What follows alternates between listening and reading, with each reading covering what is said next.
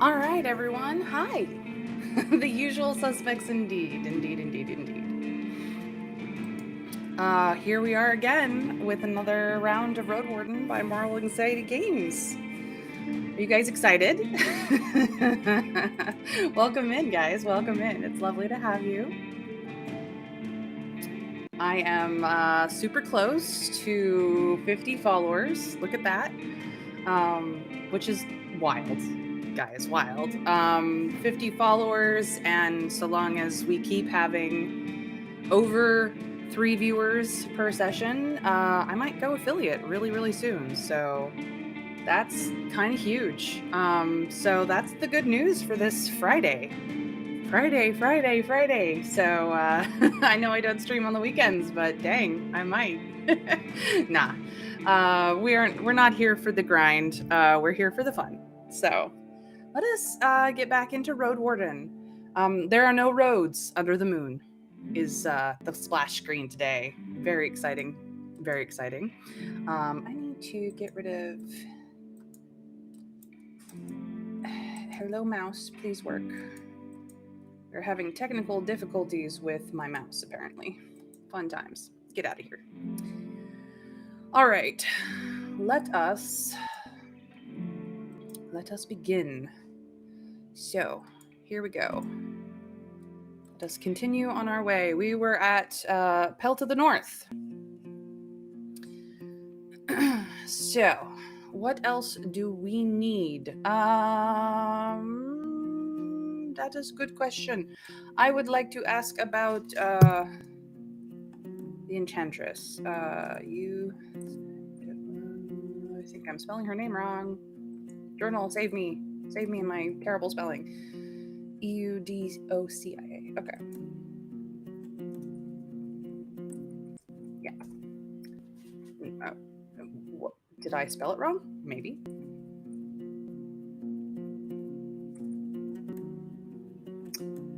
Brain must brain. Oops, not archive. Journal.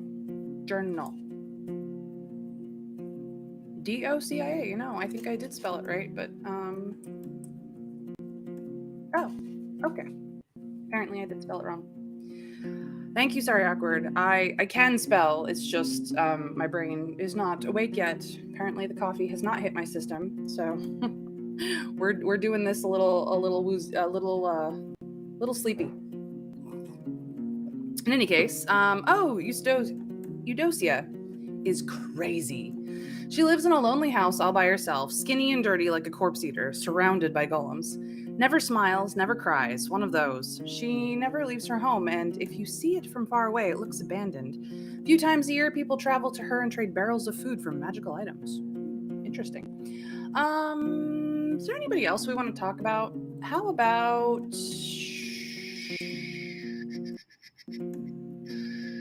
Nope. Quests. Where is it?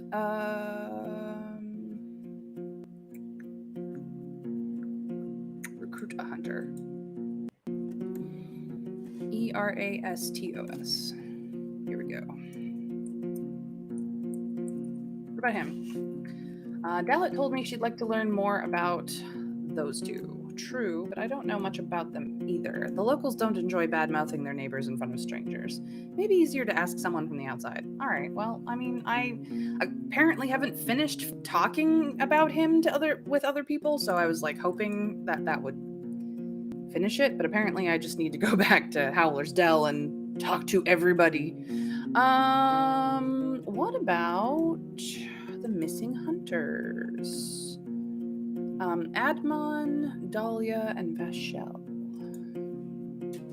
How about Admon? Let me think. Some friend of Ephron's from Creeks? 3 hunters. They're missing. All 3 of them. That's bad news for us. I'm quite glad knowing there's pressure in the north and that beasts are being pushed towards our forests. Thanks to you, we may have to adjust our plans for spring. Okay, well, let me see if... Yeah, okay. Not gonna get anything more about them. Who else should I ask about? Let's ask about Orentius. Let's see if I can't get any info. Oh, Orentius.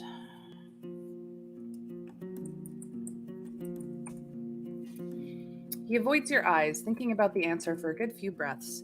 I shouldn't talk about Orentius, and you won't have a chance to meet with him anyway. Ever since he leads White Marshes, only the trusted allies of the village can hear his teachings. He lets out a quiet grunt, almost a chuckle. I'm not sure how he got so beloved in the first place.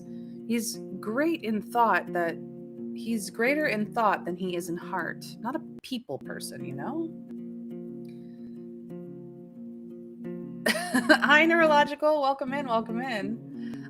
You may only be here for 2 minutes, but thank you for stopping by. Always happy to have you. Good luck with your palettes. I know it's a fun time doing palettes. But hello. Hello. We also could ask about Helvius.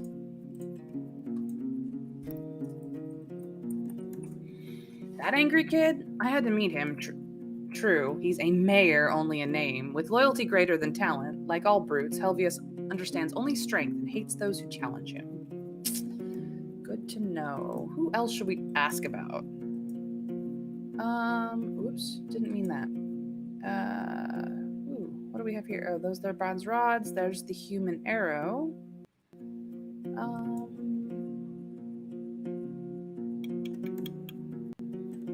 Could ask about Glaucia again.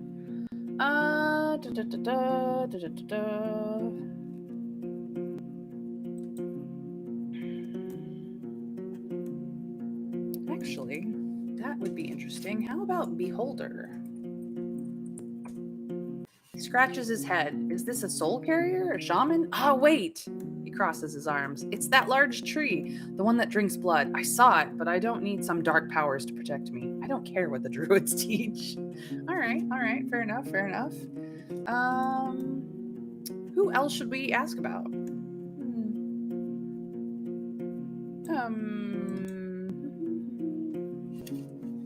Nope, I need to go to the monastery for that one.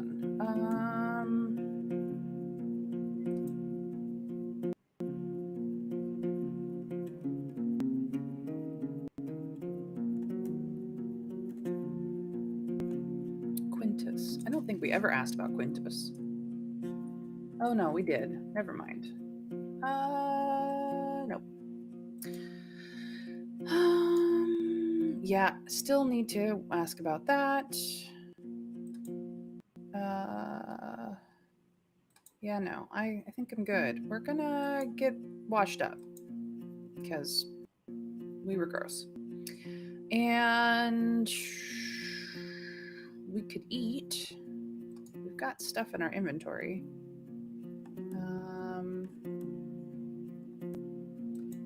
We'll just eat a couple of these. That works.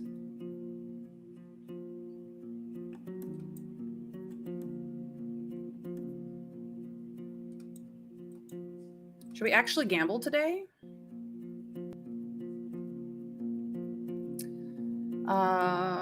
I'm making choices. If anyone hadn't noticed, I'm just making choices over here.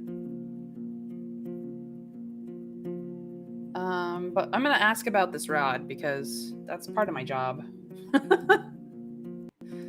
Yeah. We have a single dragon coin, no, we have 8. Never mind. We could definitely try throwing axes, but we haven't done well in axe throwing yet. We could try dice this time and see if that works out any better.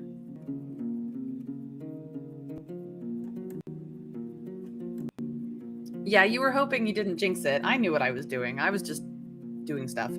I'd like to put this rod on your watchtower for Eustocia, the enchantress. She moves it closer to her face, observing it with widened eyes. Is this some sort of magic thing? After your reassuring words, she pauses. I mean, if it's nothing dangerous, fine. I'll tie it somewhere during my watch. Don't you worry. Cool. Done.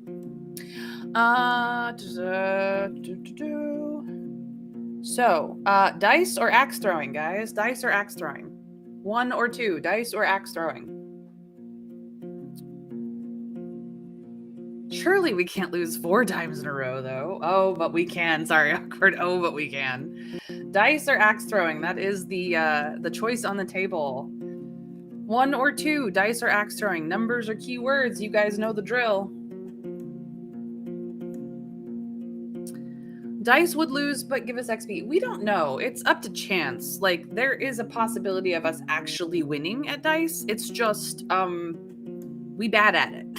That's all. 2, if we lose 4 times in a row, I will break ties. Oh, sorry, awkward. You are a betting man, I see. Or person, I should say. Trav, you're the only person who hasn't voted yet. So, 1 or 2. Gambling. A gambling person.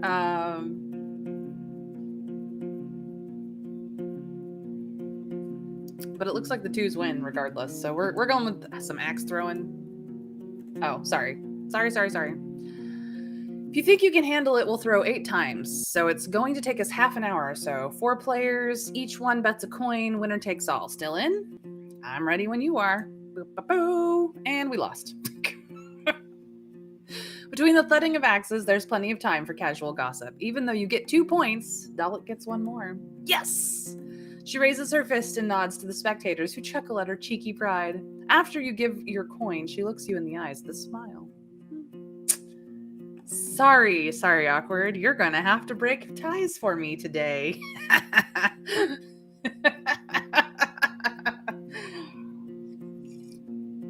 You gambled your right away. You must break ties. I win. I win. I walk away. All right, we've done everything we can here, so I'm gonna travel. We have a fish trap here. Southern Crossroads. I'm making a decision. Yeah, she's way better than us for whatever reason. I don't know if maybe we need to up our combat ability. We've been kind of avoiding combats. That might be the problem. I'm going to head towards the Enchantress again and go around the circle. We're just going to stop along the way.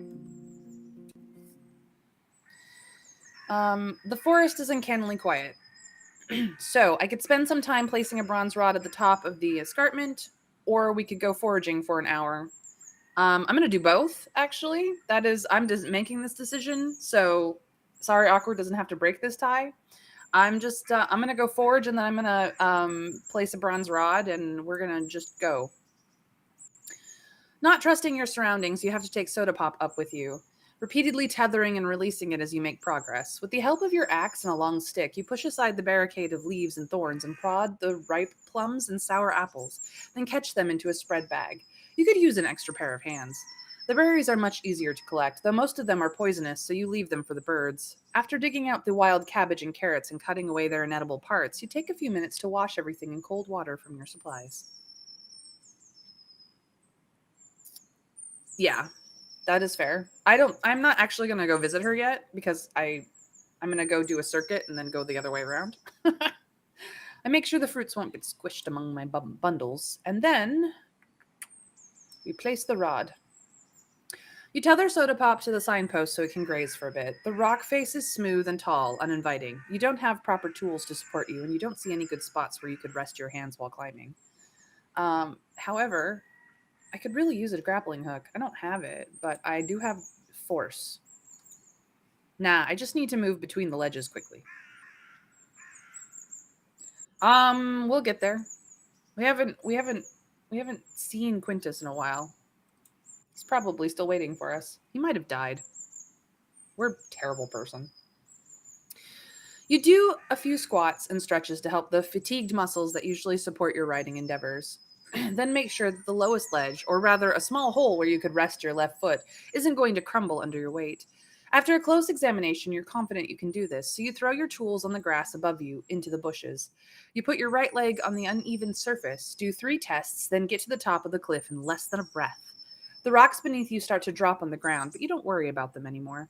As you look down, the crossroads are indeed not so far below you, but it catches your attention how fragile the bridge between the two crags seems to be.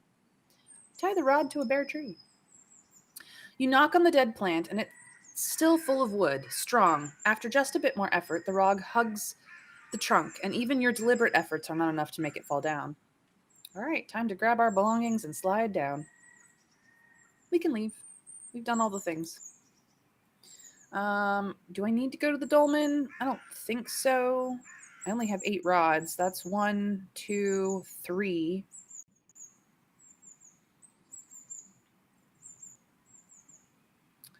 Um,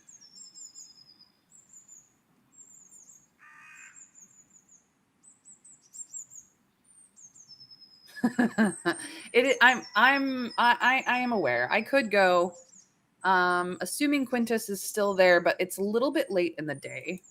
You need at least 3 hours to get through it. And I would prefer 3 hours at the beginning of the day than 3 hours at the end of the day. So we need to just continue on. I'm gonna go check our fish trap real quick. Probably nothing in it, but we can try. The water is peaceful, but gathers plenty of busy insects. Some of the croaking frogs jump away from your palfrey's hooves and hide under the surface of the water. I can inspect the fish trap tomorrow or later. All right. So we will go to the abandoned watchtower, which we've already put a rod on because we're not dumb. The rod is already there. The watchtower is blending in with the wilderness slowly. The wind is chilly, strong enough to sway the shrubs and trees. You're surrounded with the fresh scent of needles and plant litter. I look for the tracks I saw near the fallen tree. There's only 2 hours, but we can look. The tracks lead here through the narrow gate, then west. The hard heels are especially noticeable. Oh, they went through the middle. Oh, shite. All right. Well, we are going to enter the tower and sleep because it's time. We're going to get icky sticky, but it's fine. You open your eyes and there's the unpleasant tingling in on your cheeks. You reach for what turns out to be a small bug. You throw it away and look around only to see dozens of tiny creatures swarming on the floor and the bed, as well as your blankets, clothes, and bags. You push some of them away, gathering your things with thoughts still clouded by dreams. You gather your things and look through the bags, removing as many tiny insects, worms, and spiders from them as you can. Soda Pop is observing you patiently, unmoved by the commotion. You walk it outside and allow it to graze in the grass for half an hour. In the meantime, you equip it with your writing set and use the sunlight to double check your belongings. The thought that no matter how scrupulous you are, you may keep finding new creatures in your food doesn't leave you alone. All right, we're gonna do some eating because we've got supplies to eat. So there we go. We're full.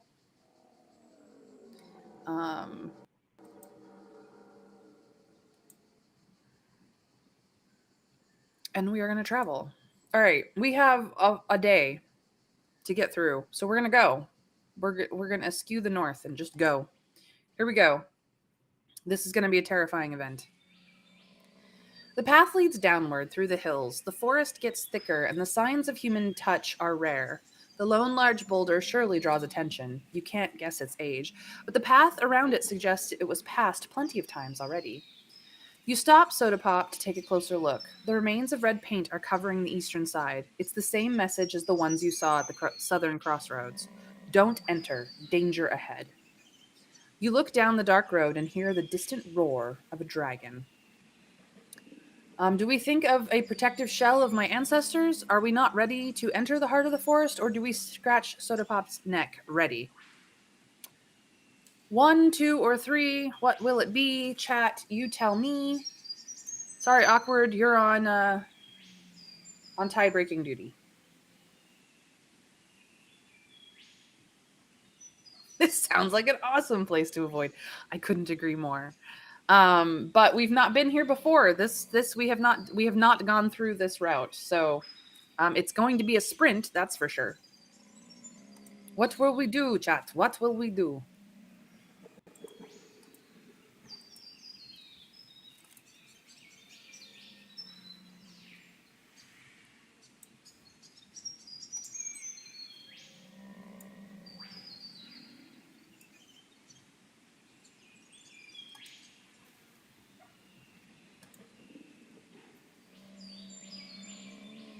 1, 2, or 3. What will it be? You guys tell me. Protective shell, not ready, or love soda pop. Those are your choices. Winter Furry says, we're ready. Let's go. Let's pat our horse on the back and goo.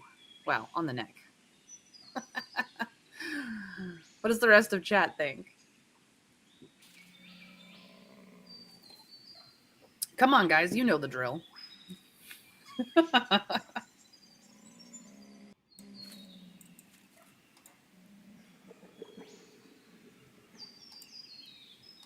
Well, it was a 2, obviously.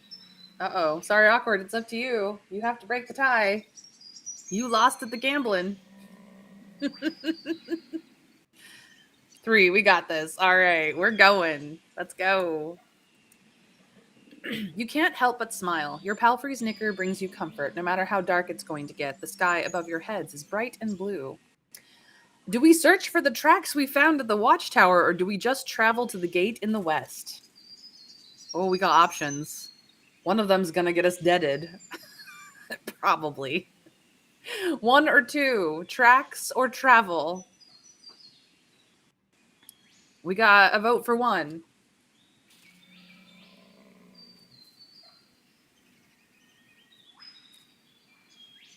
What do you think, Winter Fairy? 1 or 2, tracks or travel? We got 2 votes for 1. All right, sorry, awkward. You don't have to break this tie. We're going for the tracks. The hard heels can't be mistaken. The travelers didn't mask their steps. They passed the rock from both sides, heading deeper into the forest. All right, well, we now only can travel to the gate. Here we go. The stream ahead can be crossed by a humble ford made of hundreds of rocks that used to reach from the bottom to the surface, but is now partially demolished, either by time or a living creature. For a rider crossing, it won't be much of a problem, but most travelers would have to take off their pants and shoes. Moving an entire wagon would pose quite a challenge. The water is clean and the banks are low, a good watering spot for soda pop. We could spend some time gathering larger rocks and throwing them into the water, or do we ignore it for now? 1 or 2, rocks or ignore? What shall we do? Chat, what shall we do?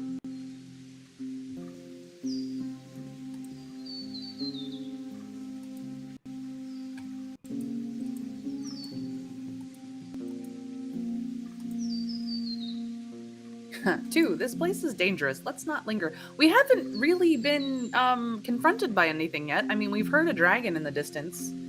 Probably not a good idea to go make that thing mad, but outside of that, like, we really have not seen anything bad happen. I don't know. But we could, but everyone is saying 2. Get out of here. All right, we're going. For now, I ignore it. We out. The colors of leaves range from greens to purples and overwhelm you with shadows. The stems of the shrubs twisted in all directions, seeking the slightest scraps of sunlight. The trees are not too tall, but their trunks are as wide as buildings. The neglected road has been carved into the thicket, an inch at a time, a corridor of plants with a floor made of pebbles that give way to saplings and vines. From time to time, you pass by many turns, relics left by roaming dragons, unicorns, and trolls. Some of them are still used by beasts, boars, striped cats, or packs of goblins. The birds are sharing their songs as cheerful as ever. When necessary, I clear any thicket that's in Soda Pop's way. Whoa, I clicked a thing. Uh-oh. Well, whatever I did, Soda Pop gladly bays gladly. The beast spares you a glance but doesn't follow you. I think we ran away. Good for us. That was not what I was intended. My mouse has been acting up, so apologies, guys. No point in dying in the middle of nowhere. I wish I could help, but I'm not ready for such a fight, or maybe the beast will break the bones before they get touched by the fog. Yep.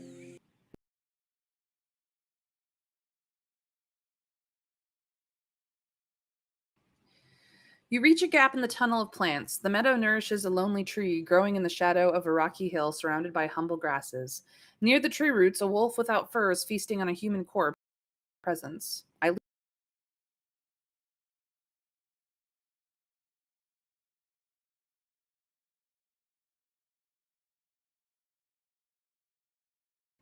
Thank goodness.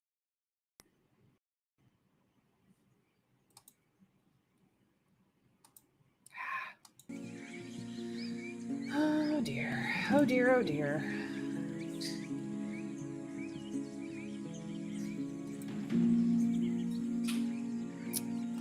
Looks like my internet blipped. Sorry, guys. We are back. Pesky internet blippage is over. It happens occasionally, and it is out of my control. The will of fate at that point. But we are back. So what we missed was a wolf without fur feasting on a human corpse, unaware of our presence. So we just left. We could have done something about it, but we decided, nah, we out. Which is fine. That probably would have been our vote, but anyway, we have a new choice. How do we feel about leaving a corpse behind to a furless wolf? No point in dying in the middle of nowhere. Wish I could help, but I'm not ready for such a fight. Or maybe the beast will break the bones before they get touched by the fog. How do we feel about that? It could be, or it also could be one of the bandits. One of Glaucia's band. It seems Glaucia's band has been roaming around the heart. So, Winter Fairy says 3.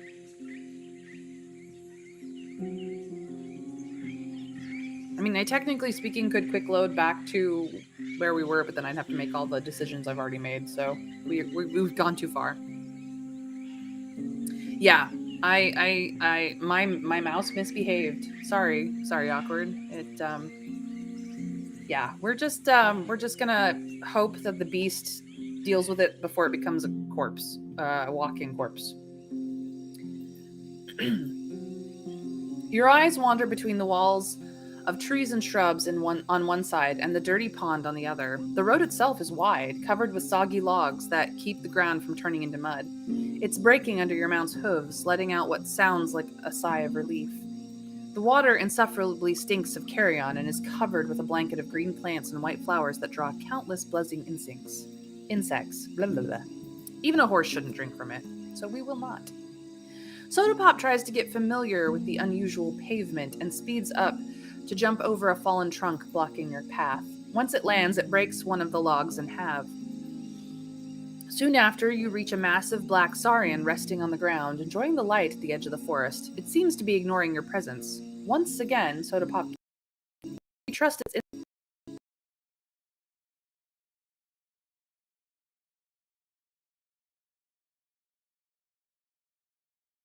we're still having problems. Stop having connection problems. Internet, stop being mean. Yes, I will yell at my internet.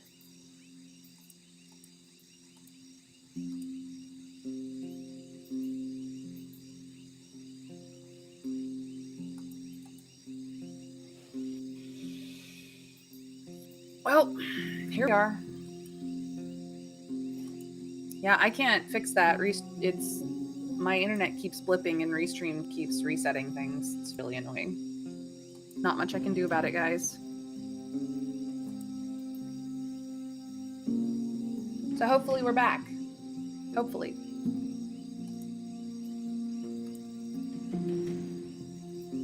Let me know. Are we back? Technical difficulties day. My apologies.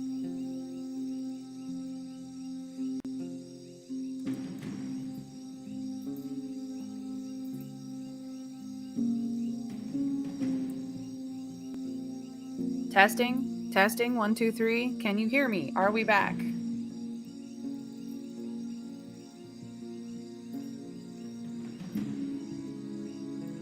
Guys, did my whole entire chat? Okay. I'm sitting here going, is my chat dead? Oh no, what happened to them? All right, cool. Hopefully this will stop being a problem. Seriously. All right. We got a monster. There's a saurian. It's yeah. Oh, I see how it is, Trav. Well, at least I hope you got something delicious from the pub then. Once the monster raises its head, you're already in the air. The beast pushes itself away from the ground with its forelimbs, trying to catch any chunk of flesh with its massive jaws, but you safely hit the ground and return to a trot slowly. Apparently, we had to jump through the jaws of death. I pay attention to the dead trees sticking out of the pond. They look similar to that saurian. Yikes. The road is bright, empty, surrounded by sparsely growing trees, gentle hills and meadows. It leads you to a cairn, a pile of ranging in size from your abdomen to your fist. There's also quite a few tiny pebbles. A narrow, hardly passable trail leads south, but likely won't survive another year without travelers. All right. So, we could look for tracks, the tracks that we found at the fallen tree. We could take a closer look at the cairn. We could look for a spot where we could place a rod for Eudocia. We could take the narrow path south, or we could continue our journey towards the gate. The rod is obviously something we are going to do. So I'm just going to make that decision and spend the time to do it. You look for snakes in the grass, grab the reins, and climb uphill through the sparse flowers and grass as green as a merchant's dress. The few trees you pass by are healthy but unremarkable, more like shrubs with trunks. You get a nice look from the top of the hill, but even from here you can't see the tips of the trees to the north and west. You're surrounded by the walls and blankets of greenery. You approach the closest scrubby tree with thick branches that grow right above the ground and prepare the rod. You allow Sodaprop to graze, then step on the lower branches, getting up quickly. You lean your weight against the dry bough, holding the bronze rod with one hand and tying it with the other. In no time, you land back on the grass, and we climb down the hill. All right. I'm just going to do some stuff. I'm going to take a closer look at this cairn. Who knows what we might learn from it. We are all about the knowledge in this house, as Sorry Awkward says often. It's wider than two people standing side by side and taller than Sodapop. The grass surrounds it tightly. It must be years old, but could just as well be older than any village in the north. You find rocks in many colors, including red, cream, white, black, and blue, and many dotted or mixed ones. While the cairn stays firmly beneath your touch, it would be easy to shatter it with a pickaxe or a single swipe of a dragon. You also notice pieces of old chicken bones pressed among the rocks. Unfortunately, no coins. And then the tracks. Without a doubt, the travelers were here, led by the person in hard heels, though there are more tracks around, both older and younger.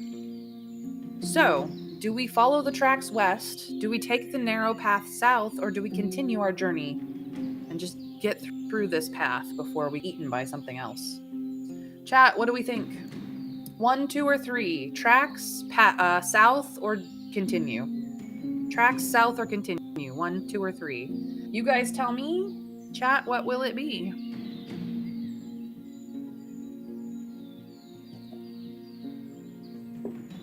Caleb says 3. Caleb is very sensible. Trav says tracks. So Sorry Awkward, you must giveth unto us the tiebreak. Tracks or continue?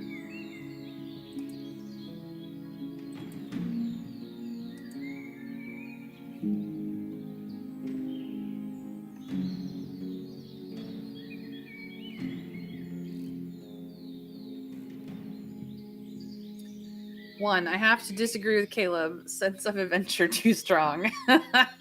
I know how much you enjoy voting as Caleb does, but we're going to check out those tracks. They soon turn north into an old game trail, wide enough for your mount to enter the thicket.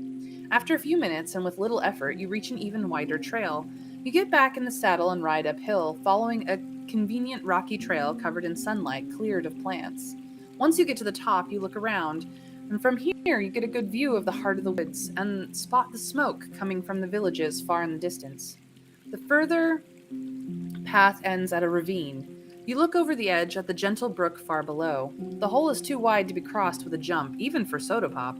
You narrow your eyes. On the other side is a simple bridge made of logs and ropes, now rolled up and resting by a green shrub.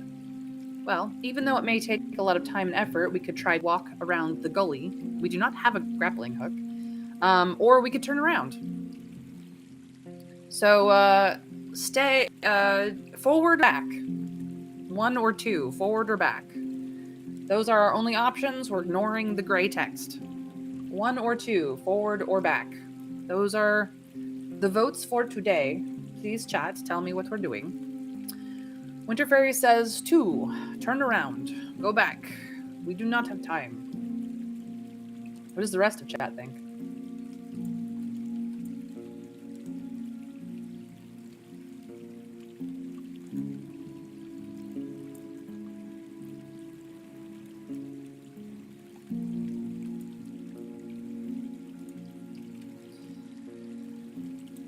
Trav agrees. Turn around. Takes too long. This makes it too much risk. Get a grappling hook. We could. We have yet. I mean, we could have taken the claw from Pelt to the North, but we decided not to. All right, we are going back. We don't have time to chase bandits, apparently.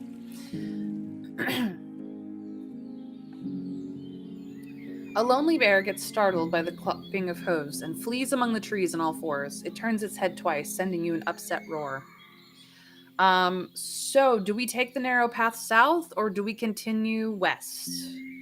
We've already tried to follow the tracks, so it's one is south, 2 is west. 1 is south, 2 is west. You guys tell me, 1 or 2. What will it be? Let's go, chat. Winter Fairy wants to go check out the south. Call to Adventure, which I might add is a very good board game. Trav agrees with south. All right, we're gonna go check it out. You grab Soda Pop's lead and use your axe to get through the branches and tall grass. After a few minutes, you reach a colorful meadow with orange, red, and white flowers as tall as a wheat field. Their late summer scent lures all sorts of insects as well as tiny birds. The path ends at the edge of the glade. A bird or an ape may get me from above. I move forward but keep an eye on the closest trees. A cat could leap at me from among the flowers. I keep looking around. I observe the ground. A snake may bite my leg, or I don't trust this place. Let's leave. 1, 2, 3, or 4. Trees, flowers, ground, run away. Trees, flowers, ground, run away. What do we decide? Winter Fairy says ground. Snakes may bite our legs. What does the rest of chat think?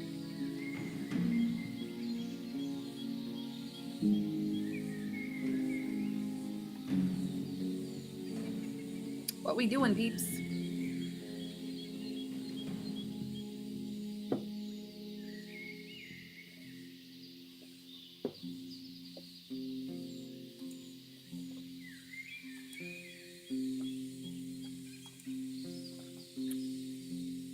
I have a single vote for snakes. For the ground. I must watch the ground.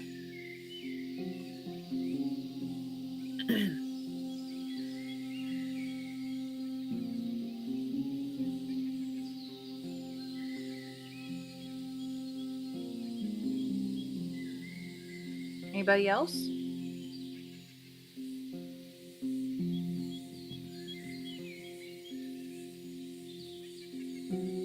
Last cat we saw was swampy. We're moving away from the trees and apes tend to be loud. Yeah, we haven't seen snakes. All right, that's a fairly sound decision. We're gonna look for snakes and hope. You tether your mount to a tree and tread forward carefully, keeping your eyes and weapon low. Soon, a corpse hits the ground and you wipe the blood off your axe. You take a deep breath and crouch by the 100-legged worm as wide as your fist and 3 feet long. It attempted to crawl up your boots, but you cut through the red plates covering its armor with a confident cut. Apparently, looking for snakes was the correct thing. We will seek anything of value among the plants. You step Your steps force the mice and insects to spread, but your presence remains hardly noticed by the colorful life around you. I don't know anything about herbs, so we can't pick them. All right, going back. We will continue on. That is the only choice we have not been to. We tried. Every minute or so, you get lost in the dense woods. When possible, you stick to the remains of the beaten path, clearing the overgrown thicket that blocks your way, but it would take many more travelers to sustain such a trail. The land around you may have greens, but is far from being empty. The fallen boughs and dead stumps are slowly devoured by ants and mushrooms. A web-like labyrinth of wooden walls, while the white termites, larger than your hands, continue their never-ending march. Their guards notice your presence, but simply form a warning line in front of their workers. The trees are taller than a temple in the city, with trunks resembling the legs of giants.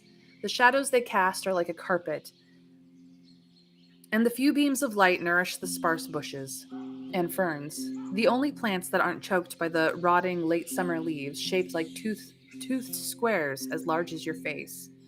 Now that I'm more familiar with this part of the forest, I may be able to find a smoother path. Ooh. The forest gives way to rocks and green hills, but among the tall trees are numerous monkeys, sitting in small groups, loud yet shorter than half your size. They distort the green leaves with red, brown, white, and blue fur.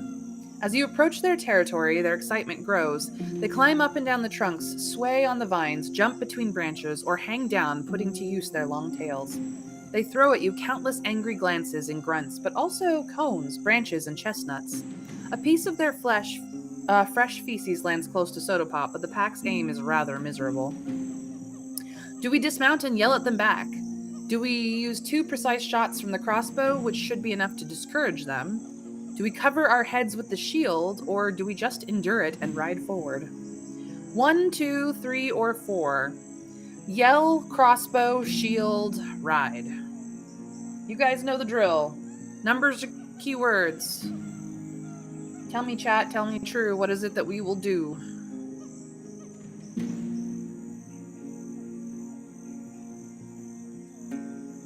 Especially, sorry, Awkward, I'm counting on you.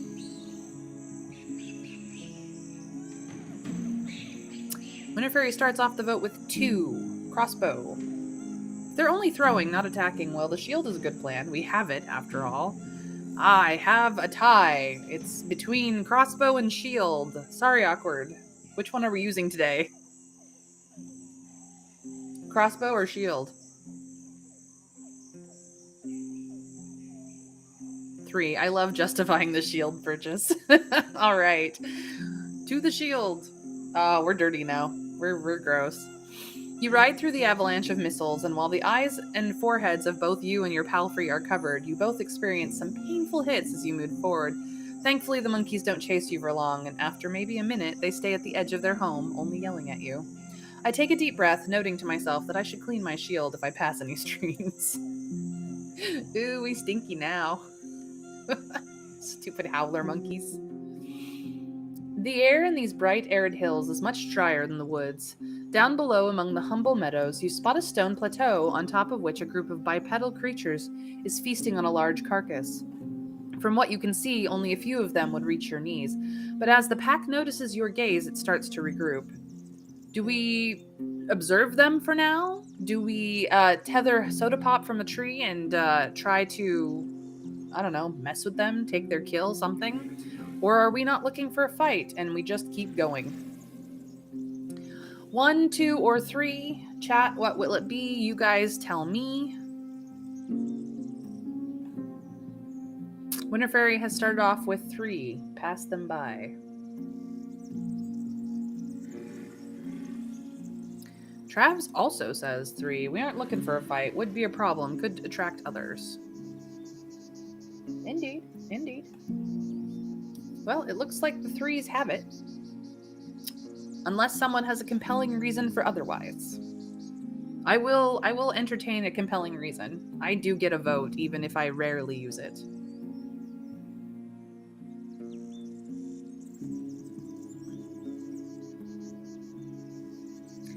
We're an awesome road warden. We've hardly fought anyone or anything, and we're a fighter too. I know. We're just avoiding fights left and right as much as possible. We're such pacifists. Must be the pagans in our the pagan beliefs in us. We're like, we don't want to fight with nature. We just want to live with nature. It's fine. I learned fighting for self-defense. What if the corpse is one of the hunters? We need to know. Adventure! If you're strong enough, you can afford not to fight. Sorry Awkward makes a good point. We have 3 missing hunters, and we passed the opportunity to check in on a corpse. Perhaps we should, I don't know, check this one out? I'm gonna veto the 3, and let's... adventure time. We're going. You grab your axe and shield, then head towards the crag slowly. Climbing to the top is simple enough. You step forward and take a few swings, raising your voice and your taunts. The beasts keep running left and right, stretching out their shells, jumping up and warning you with their shrieks. They are quick, nimble, and loud as a bird. Finally, the largest kobold, whose head is covered with red scales, runs to the rock face and makes an impressive jump onto the higher ledge. The others follow it, leaving you with a few more discontented screeches. You doubt it's the first time their prey gets stolen. It's just some colts. We got this. We look at the corpse. It's an ibex with brown, elegant fur. Its black horns were broken in half. There's a red knot attached to one of its front ankles, a sign of ownership. Yeah, we leave it to the scavengers. Oh well. Wasn't interesting. Hey, we made it! A small gray lizard is basking on a rock, but runs away at your sight. Quintus is nowhere to be seen. You wait for a minute or two, and he finally opens the gate from the other side. Warden, thanks for talking with Dalit. She brought me some supplies for my tusks and claws. Things could look better, but, you know. Well, look at that. Do you know Eudocia, the enchantress? I was wondering if you could place this on your tower for her. You unpack it and show him the rod. Lighter than it looks, he says quietly. And I know Eudocia. She always does aught weird. She was a quiet kid, but a smart one. Never tried to steal my milk. He hands it back to you and puts on an unpleasant smirk. But I'm doing naught for free. Let me guess. Bring me 7 rations, some tasty ones. My people won't be happy that I'm doing favors for a dissenter. I don't mean you. He clears his throat after seeing your look. I better get strong before I start making excuses, no? All right. Some time ago, a few people from Creeks left their home to hunt. Have you met them? I know not about people, but I met Vashel. He takes him a few breaths to notice you're waiting for him to go on. They spent one night at this tower with me. Came from there, he points at the woods in the east, and then went back there. They were building a trap somewhere behind the lake. They shared a partridge with me, but never came here again. Good soul, very open-eyed. Oh dear. He lives. I think Vescal died somewhere at the heart of the woods. Shit, he starts, then nods with acceptance. Too bad. I'd rather have more strong hunters around. Any idea who could be the owner of an ibex marked with a red knot? He flinches and narrows his eyes. A red knot? We use those in my home. Like, not but old Pagos. Oh. Need any help with your gamison? With the repair tools I have, we could fix it together in about an hour. You're serious? He leans forward, looking you in the eyes, then makes a confident nod. Let's get to it. Quintus turns out to know a thing or two about jackets and sewing. He gives you a few words of advice, turns his backup shirt into padding, and holds his jacket in ways that allows you to work in peace. When he puts on his restored armor, he lets out a strong laugh. Great, but what am I to give you now? He looks around and raises his finger. Want an arrow for a crossbow? They're not so easy to get. I don't really need it. I mean, I have what? 7? Yeah, I don't really need it. I'm not going to accept it. If you say so. I'm bad at shooting anyway. I wait for beasts to get really close first. About your duty. What's there to say? We could give him some coins, but we kind of need them for ourselves. Hey, dragon! Nice of you to join us. Whether you're lurking or voting today, I'm glad to have you. Do we want to give him some coins for an inn for a night? Let him get a bath. Or shall we keep all of our riches for ourselves and, like, buy things we actually need? Kindness or not? So, are we spending coins, or are we gonna talk about this later? One or two, guys. What shall we do?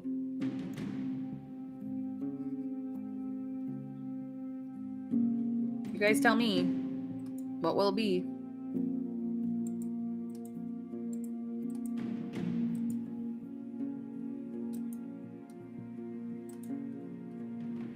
Winter Fairy says, give him the coins. Let him sleep at an inn. Too. Later, we're nearly broken. He doesn't want to leave anyways, or accept our charity. All right, fair. That leaves anyone else being a tiebreaker. Sorry, Awkward does have to be the tiebreaker if he can be, but Dragon, you're welcome to weigh in as well. I know you just got here. You're probably gonna lurk, but it's cool, man. It's cool. Whichever you want to do.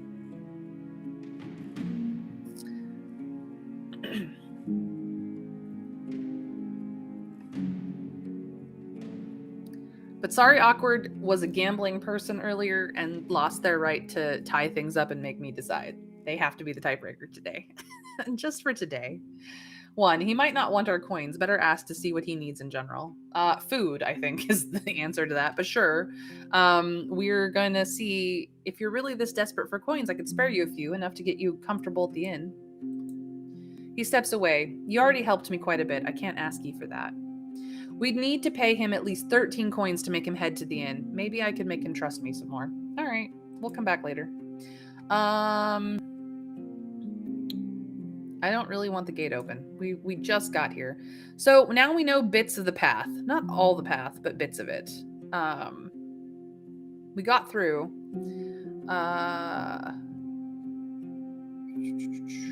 Where do we want to go? We want to go to the monastery. I'm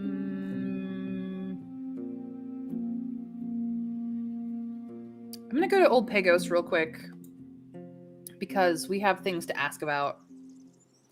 And then I'm gonna go to the monastery and get some things read. The road is still covered with the peddler's leftovers, as well as all the leaves and branches on the ground, but at least the beast is nowhere in sight, even though there are some fresh paw prints just nearby. Your plan worked just fine. Let's hope the locals won't be upset by the wasted fruits. Probably not. They're kind of in the middle of a plague. You spot a trail left by a massive beast that trampled through the crops. Tertia opens the peephole even before you reach the gate. You approach the gate and knock at it. She gives you a long look. Healthy still. Good.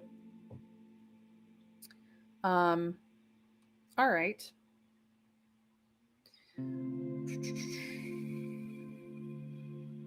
Eudocia the Enchantress from the East wants to know if Eualia and Irenaeus have avoided the sickness. A long, uncomfortable silence. She's too late. They were asking for their daughter in nightmares before the illness took away their tongues. We burned both of them on the same day, if it means aught to her. She looks down. Tell her I'm sorry for her loss. I hope she found the peace she was looking for. Oh, that's sad. Are there any hunters from creeks locked in there with you? She frowns. You're the first soul who came here in a very long time. I've been in many settlements warning the locals about the plague. You don't have to worry about their safety. Thank you, Warden. She bows her head. I'll ask the council to rethink our isolation. With the gates and doors of our neighbors closed, we could start seeking food after all. Maybe even send outside a few hunting trips. I found an ibex marked with a red knot. Was it any of yours? Her brown eyes widen. You found it? Is it safe? After you mention the kobold, she nods. We had no hopes of seeing it again. Creatures who are used to living with humans won't survive on their own. I'll let the others know. Thank you. I tell them about the druid's plan. I may know a way to help you with the plague, you begin. Even before you end your story, various voices interrupt you with all sorts of queries, which results in a long and chaotic conversation. As their enthusiasm rises, people approach the gate, chiming in with their doubts or asking for things that have already been explained. Through the hole in the gate, you see a swarm of shifting faces and clothes. So how do we feel about this chaotic conversation? Is it understandable that they're worried and we try to tell them everything we know, or is this a waste of time? Let me speak with one soul at a time. You can discuss it later on. 1 or 2. Understanding or frustrated. Understanding or frustrated. 1 or 2. You guys tell me, what shall we do? For everyone in the know, numbers are keywords. The chat votes. I go with the consensus. If there is no consensus, I am generally the tiebreaker, though I guilt trap every chat every time I have to break the tie. But today, Sorry Awkward has gambled away their right to not be the tiebreaker. So Sorry Awkward is our honorary tiebreaker today.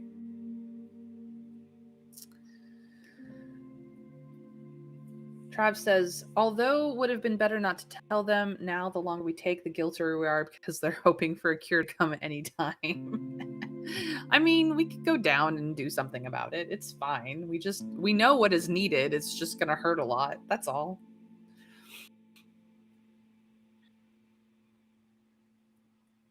We have wasted a lot of time as it is. People have died.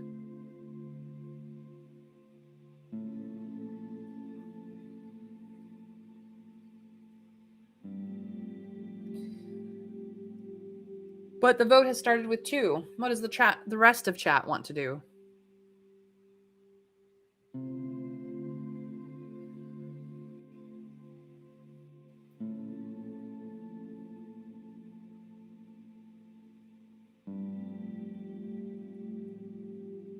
We could always buy more spirit stones from Eudocia if we value our health, but those are expensive. They are. They're very expensive.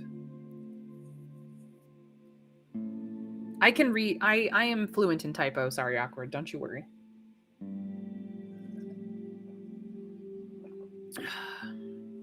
Both Trav and Winter Fairy says 2.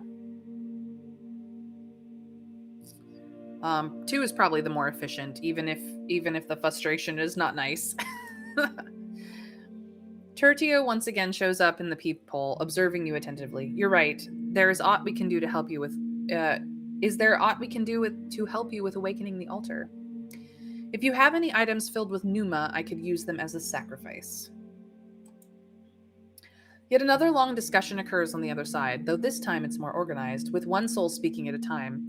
When Tertia addresses you, there's sadness in her eyes. There are no enchanters here, Warden. All the magic potions we had were used to fight the plague, and my neighbors don't want to give away our last treasure to someone they don't trust. I can't make this decision for them.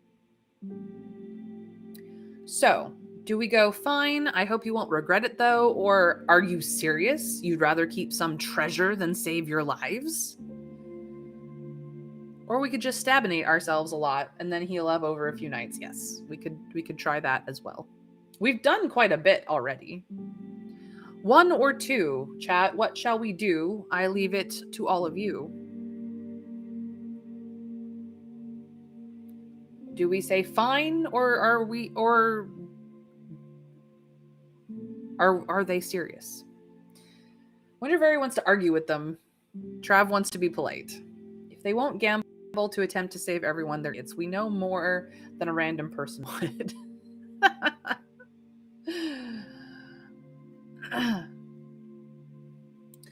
So I have a tie. Sorry, Awkward. I have a tie. Please untie it for me, because you must. Because we once again lost at the axe throwing. We should have played dice.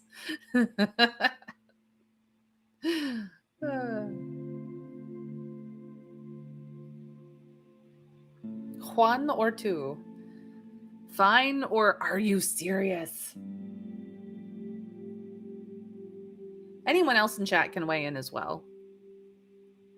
I know that some of you are lurking, which is absolutely fine. Love my lurkers to bits and pieces, but anyone in chat can optionally play this game with me.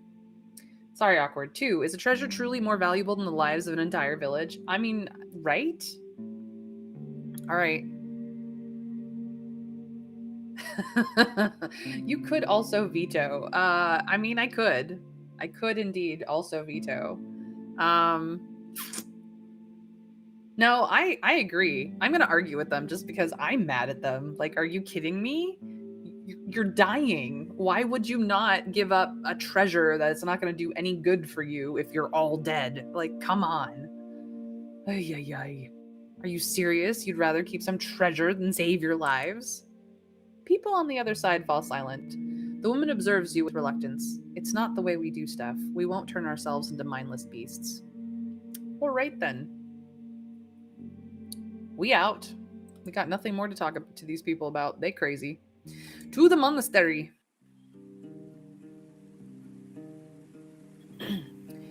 You spot a movement in the thicket far below you. A massive bear is hunting for fish in the river. There's no soul in sight. From the mountain comes a cheerful singing of a woman, though you can't understand a single word. You call the monks by hitting the sticks, and the drawbridge lowers. Ailey gestures for you to enter the storage house with his bandaged hand. Warden, he nods, is all right? His young companion is next to him, observing your palfrey. I'm going to ask about Phoebe and the spirit rocks. Nay, I wouldn't bite into aught touched by that witch. He hides his bandaged hand behind his back. Why does the father think it may work? You portray the situation as accurately as you can. Ailey gets closer to the cliff, observing the river beneath it, and spending a good few minutes considering the situation. Suddenly, he turns towards you with wide open eyes, making his companion stagger. He's lying to thee, he announces with a great dose of enthusiasm. He seeks no cure for the lack of pneuma, but rather for the lack of soul itself. Before Adir's calling is to greatness, the tribes of the Dragonwood saw the spellless children as empty shells, throwing them to beasts just as often as they did with the crippled and the short-witted. There's this tale. He glances at you. Thou won't remember it anyway, but the tablets carry no doubt. Tribes shan't hunt those touched with this condition, as there's no such stuff as soulless children. Interesting. I'm looking for a few hunters from creeks. Were they here? Hunters from creeks? He mimics your voice with a hint of mockery. Not a soul from there has reached this temple in... He rubs the back of his bandaged hand and looks at a monk who's carrying buckets of water. Well, a decade? They've got enough hunting grounds. The heart of the woods, the watchtower, the northern hills.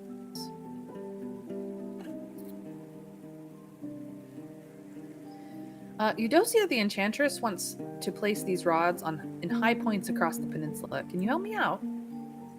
You've brought her magic here? He steps back while Decima turns towards you and reaches behind her back with one hand. Ellie's voice is close to a shout. Take it away before you pull all of us in danger. I'm not going to do that. It's just a bronze rod. It doesn't do anything dangerous. Superstitious idiots. I know. Calm down, it's just a piece of bronze? Or fine, let me hide it in my bags again. 1 or 2, chat. What shall we do? I'm counting on all of you.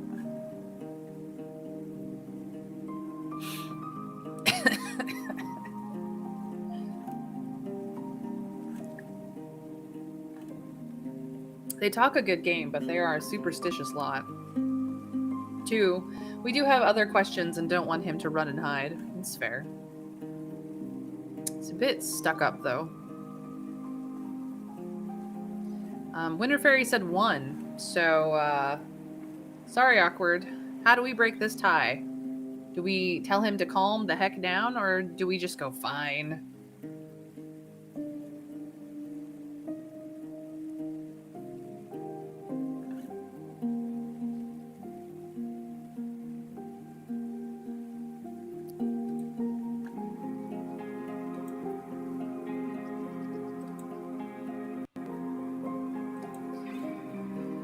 Tell him to calm the heck down.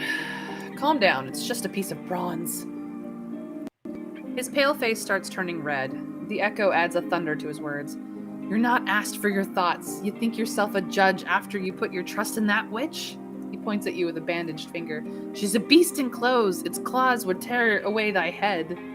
Oh, somebody made the witch mad and got what he was getting and hurt his hand. He's a dummy. I found this wax tablet. Could you read it to me? Whoa, hello. We have gained a new quest, the mysterious destination. According to the rumors, Asteron has traveled to some unknown land. I'll ask someone who knows a lot about these lands. Cool. He tells you to wash it in a nearby bucket and put it on the ground. As you step away, he moves closer and picks it up, then wipes it with his robe. He has to keep the letters close to his face. Sloppy signs, shapes are not consistent, lacks experience. The stylus was too large. He observes the contents patiently, then washes your possession again and puts it on the ground, keeping his distance. These are notes on oars, boats, and a volcano, but such babbling would take the original scribe to read them. Someone who understands the code. There's one name here, Navica. It suits a fisher or a sailor. I was asked to learn what's on this tablet. Yes. We'll have to go talk to the fisher people. Yes. Probably somewhere tropical. Yep, indeed, Trav. We have our suspicions. He tells you to wash it in a nearby bucket and put it on the ground. As you step away, he moves closer and picks it up, then wipes it with his robe. He glances at the carving of the troll, then keeps the letters close to his face.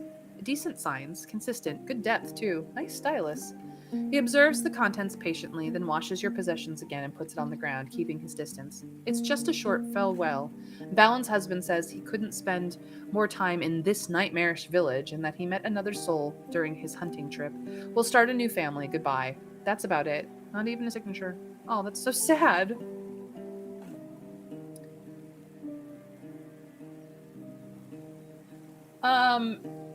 Ships, no, but boats can certainly get in and out. That's how the fishing people of I was gone a week and now I've lost everything.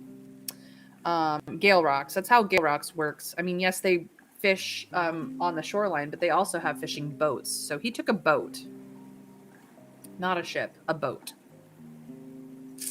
All right. Well, that's all we have here. Oops. Check the time. We've got 5 hours, 5.5 really. We can't get to White Marshes unless we go talk to that dude. We could go to Howler's Dell and do some stuff there.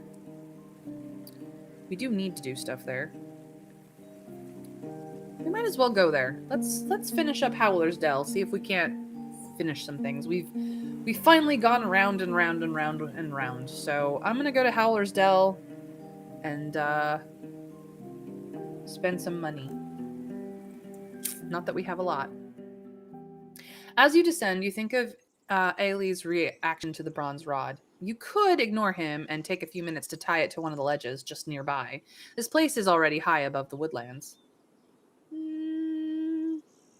1 or 2, chat. What shall we do? Do we just in case look behind and then get on the ground? Or this is the monk's land and I should obey their laws and just ride ahead? So, do we sneak a bronze rod, or do we just obey the law and not worry about it? Trav votes do it. Do it. So 1 or 2, what shall we do? 1 is do it. 2 is get out of here. Winter Fairy says 2. So I have a tie. Either we'll do it or we don't. Yes or no? Sorry, awkward. What's it gonna be? Or anyone else. Anyone else in chat can weigh in. What shall it be, chat? What shall it be?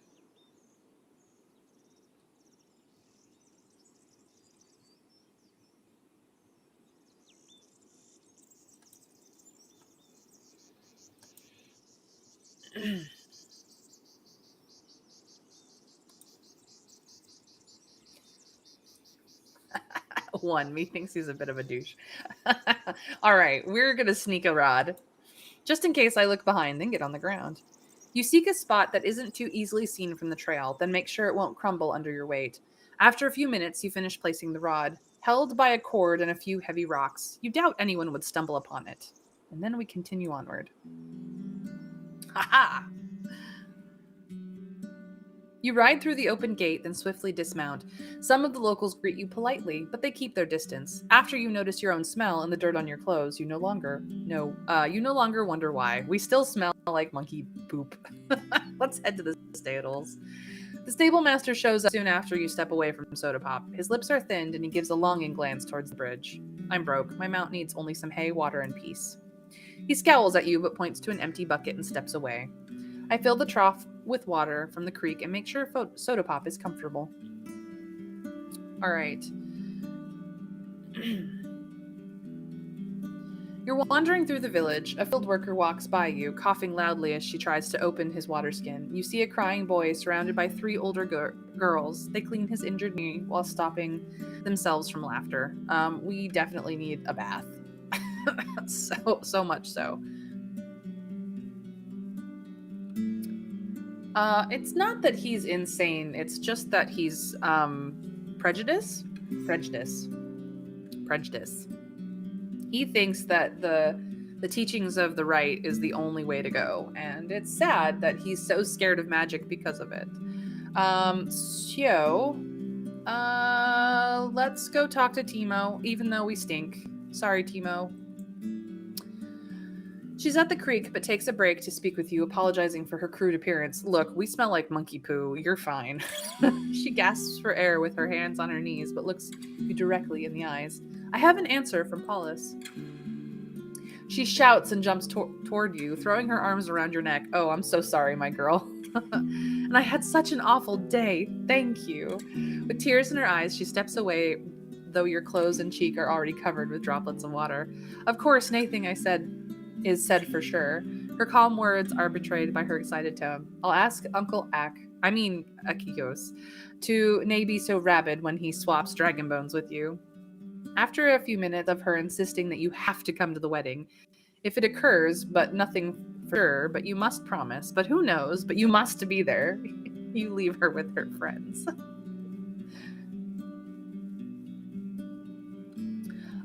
It's quite possible, Trav, that he's met her before, because she did used to live in Old Paulus, and so he might object to her for personal and theological reasons, to be quite frank. See you soon. All right. You're wandering through the village. A young woman is chasing after a loose chicken, embarrassed by the giggling of bystanders. A woman in a brown robe observes you from the distance and walks away when you make eye contact.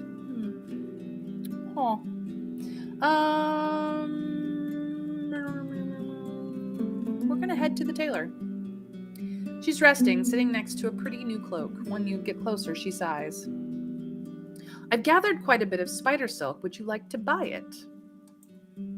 You show her the wrapped stick, and without asking, she takes one of the shorter threads and starts to stretch it. She nods. I do. What do you want? The dragon rings or a better jacket? You ask her for the details, and she loses more of her patience with every breath. 10 rings for the thread, or give me 2 hours now, and I'll put some of it here. She vaguely points at bits of your gamson to make it stronger and easier to wear. Money or better armor? Or do we need to think about it, chat? 1, 2, or 3? What will it be, chat? You tell me. We got 1 is dragons, 2 is armor, 3 is... I need to think about it. Winter Fairy says, get the money. Trav says, I'd love the money, but we may never get another chance to improve the armor. Oh, we could pay her to improve the armor with the thread. Like, she'll have it. We could pay her for it. But it will cost money. So, do we make money and pay for it later? Or do we strengthen our armor now and not get the money? 1, 2, or 3, chat.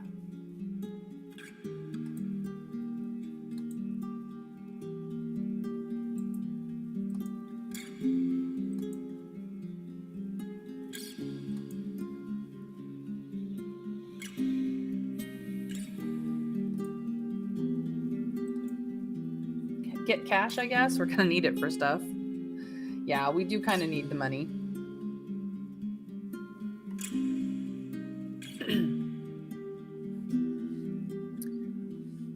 All right. Well, then we are going for the money. Dragons are always welcome. She moves on the bench, uses the table to stand up, then hops away on her only leg and enters the house for about a quarter of an hour. You hear her jumps, the voice of another woman, and even pushed furniture.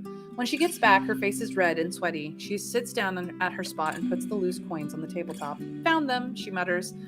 Before you can put them in your pouch, she returns to her previous work. We needed to talk to her anyway. Hey, is Aristos trustworthy? A long pause. I guess you deserve a brief answer. You're a good client. She looks at your forehead. Be better at carving toys, not box traps. She looks away. Alrighty. Well, let's look at her services. So we could pay one dragon to get our clothes repaired, but we can do that ourselves. And see, we'd have to pay 20 to get, yeah, twice as much as she was giving us.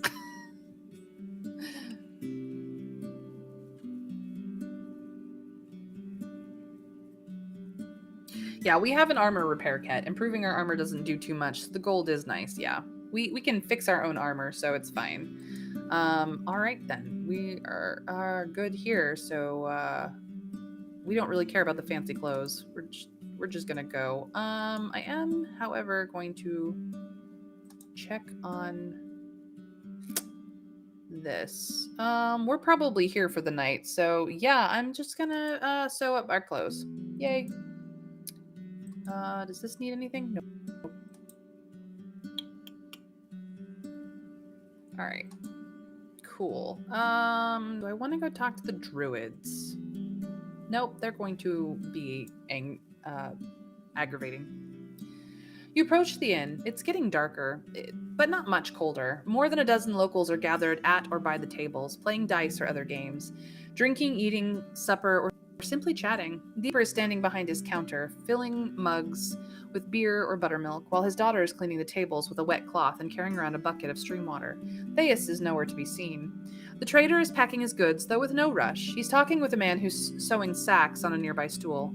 Pyros is sitting at a table eating gruel from a bowl.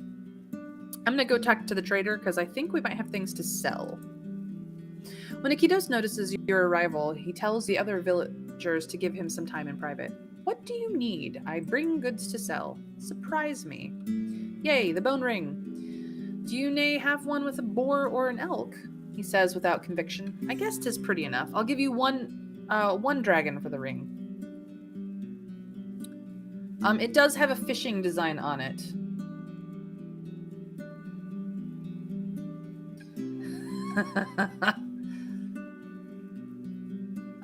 We would have to spend coin on washing. I was thinking, and we'll probably get washed as part of staying at the inn, so I'm not going to worry about it. I don't want to spend more money than I need to. So, deal or no deal? One dragon for the bone ring. Deal or no deal?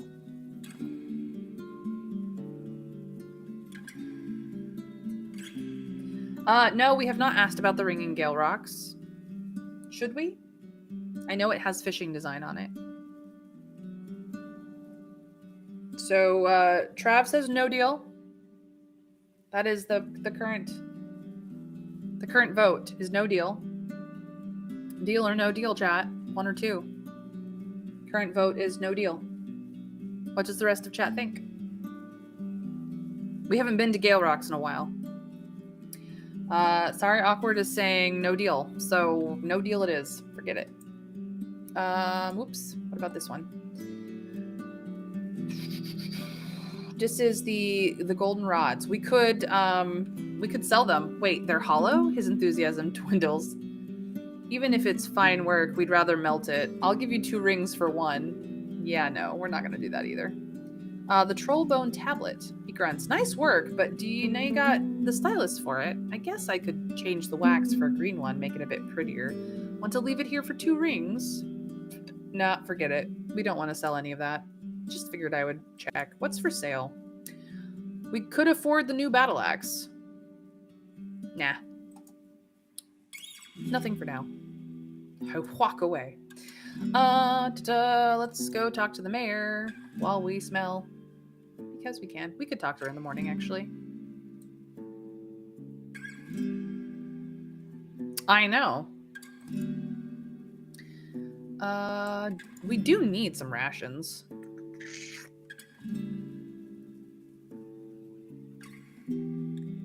We only have 1.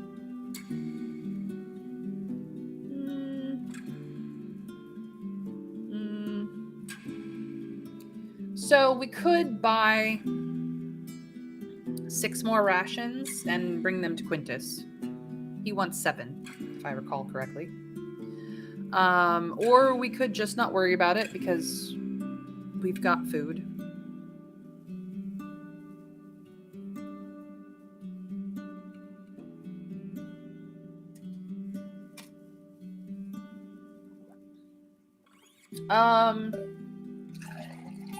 Yes, this is a 1-for-1. I think we can get like 2-for-1 elsewhere.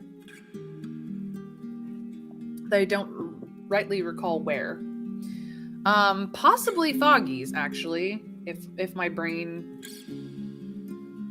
remembers correctly. We might be able to get a better deal at Foggy's for food. I mean, 3-for-1, but only once per day. I mean, that's still a better deal. Yeah.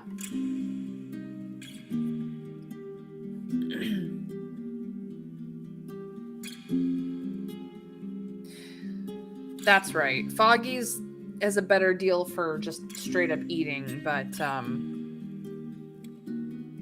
Pelt of the North is where it's a 3-for-1 once a day. We have to go back through there a couple of times, so we could just build it up as we go and come back. Yep, no. I think we're good here. Thanks. So let's sleep. Let's sleep. So yes, sleeping in a room with your own room, a comfy bed, a locked door, and a lot of space. You'll also get a large breakfast, a wash tub with water and soap, and cleaning for your shoes and underwear. That is why I did not want to pay for a bath in advance, because we've done that before and we were out 4 coins instead of 2. So we're just gonna do that. We'll talk to Theus in the morning, looking much better and smelling better too. The rains once again hit the ground, interrupting your sleep. Another day of muddy roads, which just means that it's slowed down. You notice it while you undress. One of your recent wounds is going to leave a mark. How do we feel about that? I first notice it by touch, then see it in the reflection of my blade, a long cut on my cheek, a deep cut in my hands that still hurts, especially when I make a fist. I manage to ignore it, but the cut on my leg hurts with every step. The bruises on my stomach look like a night sky, or why would I care? It happens to all travelers given enough time. Let's just keep it clean. What kind of wound, or rather scar, will we have? 1, 2, 3, 4, or 5? Cheek, hand, leg, stomach, or clean? 5, won't scar. We're a fighter! The vote starts with number 5. Keep it clean. What does the rest think?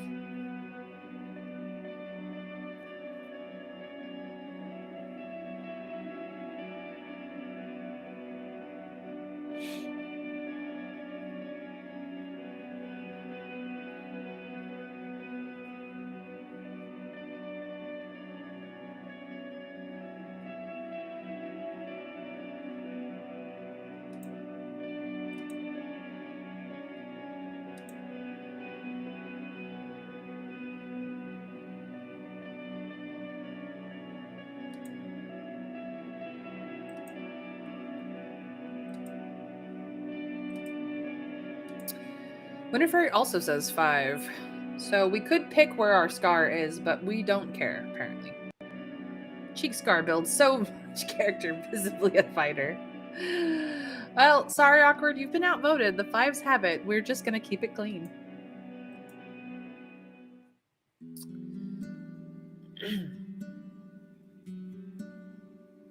You spend the night in peace with a clean bed, with a tightly shut window and a warm blanket. In the morning, you find a stool placed by your bed covered with fried breaded mushrooms with gravy, a slice of bread with butter and cheese, and chamomile tisane. Once you get dressed and go downstairs, a young boy who's covered in mud and speaks unusually loud and enthusiastically mentions that Soda Pop has already been brushed and watered. You nod, but he runs outside without noticing it. The innkeeper is sitting near the door, from time to time carrying out another bowl with either stew or gruel. Theus is nowhere to be seen, but Pyros is sitting at a table eating gruel from a bowl. Let's go talk to Pyros. Nope, We have nothing to talk about. Bye, Pyros. All right, we do need to talk to the mayor, and we actually look pretty good right now, so. The guard informs you that she needs to look for her, so you sit down on a bench and wait for what feels like an eternity. When Theus joins you, she apologizes for the wait, though her voice and eyes are harsh. Do you know Eudocia the Enchantress? I'd like to hang this rod on a watchtower for her. You let her weigh a rod in her hand. It's empty, she says. What's it for? So we could say, I don't know, some sort of magic, which would be a lie. We could also say it tracks rain and wind. She's trying to learn if the entire peninsula has the same weather at all times, which is also a lie, and a gamble of a lie at that. We're not even good at lying. We've never lied in our life. Or it's meant to help her golems cover longer distances without going crazy. 1, 2, or 3, what will it be? Chat, you tell me. I already have a vote for truth. I got 2 lies and a truth here. Which one are we going to tell? Reminder, we have never lied in our entire life. Our character sheet will tell you this. Lies, we don't even have none here. We just have a blank. Which I'm pretty sure is a bug. Ooh, our sewing experience is advanced. Nice. 1, 2, or 3, chat. What will it be? I'm counting on you to tell me. Winterfairy agrees with truth. All right. We are going to continue our never lying stint. She gives you a long look, then rolls the piece of bronze back to you. The answer is no. And if any of us find such a rod in our woods, you and I are going to have a talk. I have no desire to wake up in the middle of the night surrounded by her stone army. Okay. I bring news about other parts of the peninsula. She glances at a nearby waiter, a young girl who walks away quickly. The soldiers who came here in spring were meant to find a good spot for a new outpost. She smiles widely. You don't say. Knowing that, I'll prepare a few very tempting suggestions for the officials. After she seals her lips, she still lets out a quiet chuckle. That's all I have to say.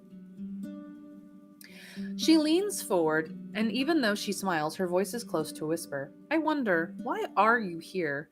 What pushes someone to becoming a road warden? Well, most of what we could say are lies, but I just want to help people. If I can make this area safer, I'm going to do it. We could lie and say I need coin to help a friend I care about. We could also lie and say I'll use the coins to retire early in prosperity and safety. Or we could lie and say I need to build connections with the local leaders. I'll be a new player in the Merchants Guild. We could lie and say I want to be remembered as the one who brought peace and order to this realm. We could lie and say a new life. That's all I need. It doesn't matter why. Or we could say that's for me to know. My motivations are of no importance. Travis started off the vote with 1. The truth, the whole truth, and nothing but the truth. Thank you very much. Winterfairy agrees. We are a truthful person. We had 2 truths and many lies, and now we're just gonna tell the truth. I just want to help. She waits, expecting that there's more to be said, then lets out a nervous chuckle. Forgive me, it's something I mostly hear from children, not travelers. She observes you with a keen eye, but after another few breaths, she shrugs her doubts off. What else do you need? I bring news about Glaucia's band. And what are they? The only place bothered by raids is White Marshes. The people from Gale Rocks and Cretes have faced no issues.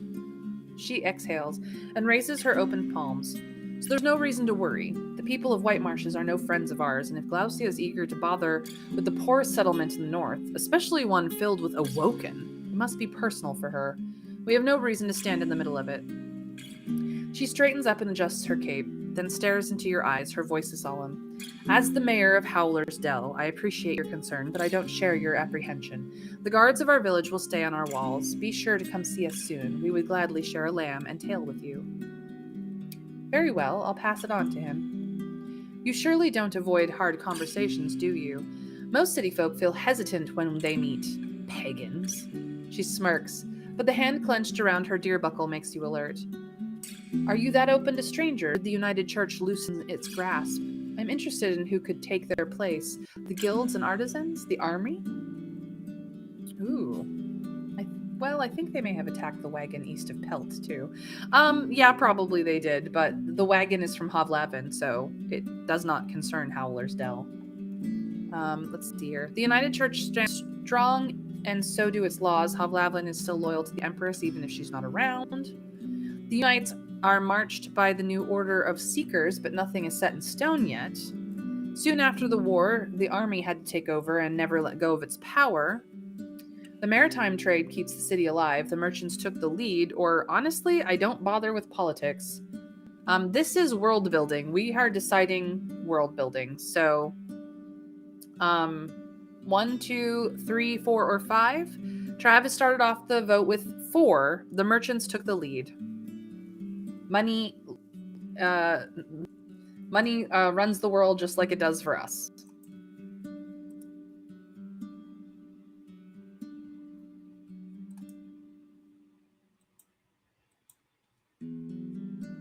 What does the rest of chat think?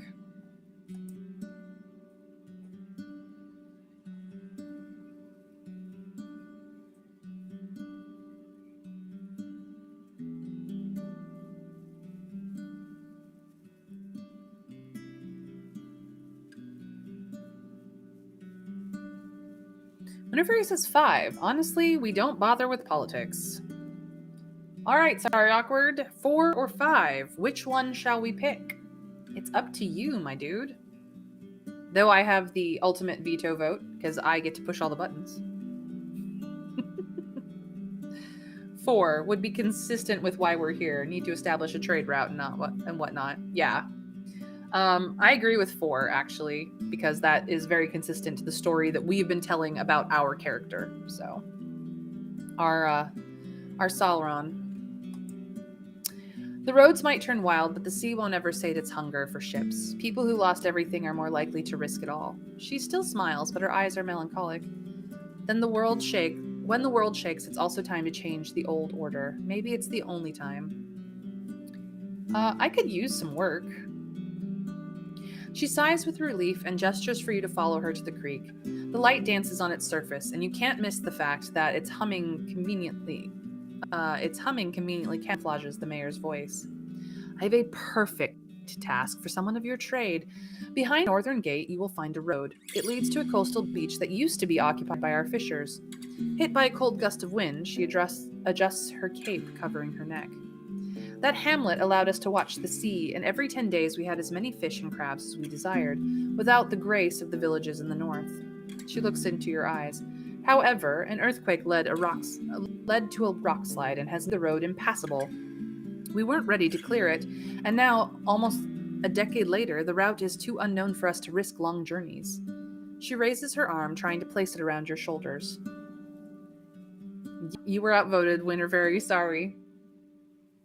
Do we allow her to be very familiar with us, or do we step away, keeping a paranoid distance? Allow or step away? Allow or away? 1 or 2? What shall we do?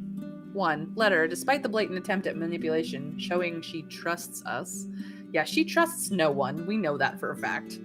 But do we allow her to attempt to manipulate us, or to be polite, or do we step away and make ourselves clear and that we won't be manipulated?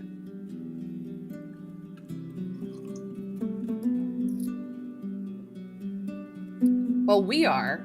I don't know if Sauron is. Sauron is sometimes not as aware as we are. But everyone wants to say yes, so we're going with yes. Her gentle hand is as light as a leaf.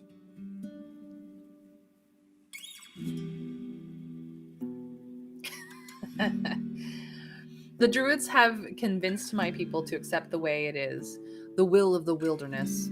She smells of roses, but enough time has passed. The roads grow desolate, and we need to put our trust in ourselves. Help me clear the paths, and my neighbors will follow us, if not because of their ideals, then because of their stomachs. As she steps away, her fingers stroke your neck gently. The more time we spend on the road, the more monsters will hunt us. With your palfrey, you can save us from danger. Help me retrieve the hamlet, and you'll prove to me that you're a friend of Howler's Dell. Start by riding to the buried pass. See if there's any layers there that would need our interference. You're asking for a lot for a scrap of parchment. Oh, but there will be coin, of course. Laughing, she returns to her chair. 5 for helping us clear the pass. 5 for letting me know what you've learned about the hamlet.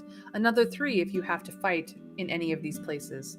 For a day or two of work, that's more than fair. I've already been to the collapsed mountain pass.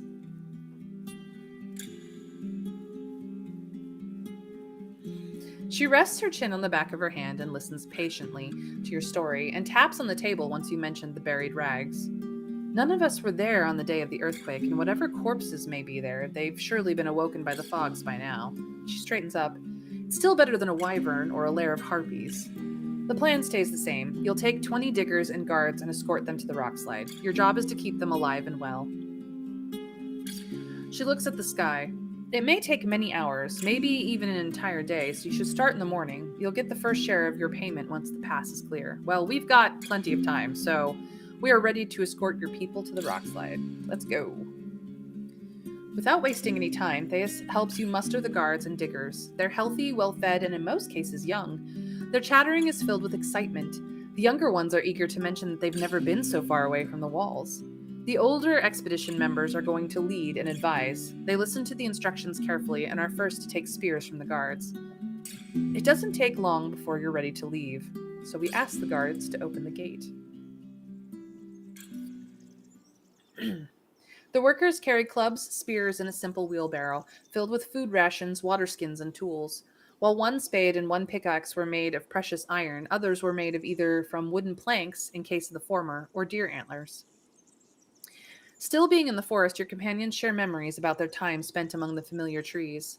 Some were helping the hunters carry a large saurian back to the village. Others escorted the druids on their search for rare herbs. But as you get closer to the hills, your companions lower their voices. One of the guards tells stories about the local goblin packs, without hiding any gory details. Her playful tone makes others carefully look around. So, do we keep the diggers on their toes, which could be a good thing, look out for the harpies also, or do we help them relax and change the topic to something lighter? Paranoia or relaxation? Which do we think will help us along the way? 1 or 2, chat? You know what to do. Tell me which shall be our truth.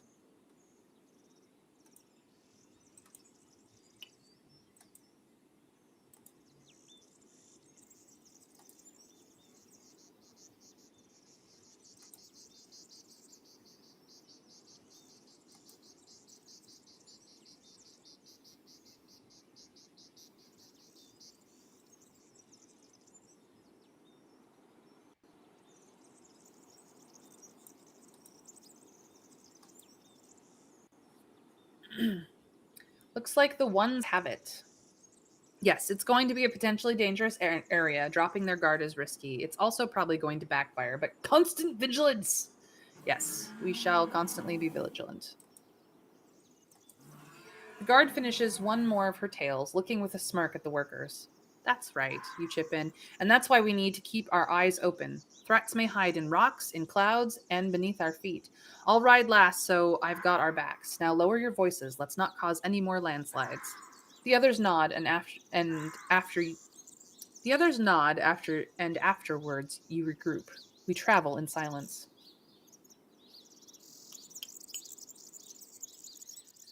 The diggers put on their leather gloves and grab the tools. They don't need you to provide further directions. One of the older men, whose arms are covered with healed claw marks, assigns tasks and roles. The guards take place on both sides of the rock slide, as well as above it. Finally, as the first sound of the pickaxe cuts through the sky, the overseer turns toward you. He stands silent for a moment, looking uncomfortable with the idea of ordering you around. So, is our job to keep them safe, nothing else? Are we going to join the guards? Or, I know it will be tiring, but I'll join the others in clearing the road, and at least we'll finish faster. Do we guard or do we dig? Guard or dig? 1 or 2? Tell us, chat, what shall we do? I'm counting on all of you.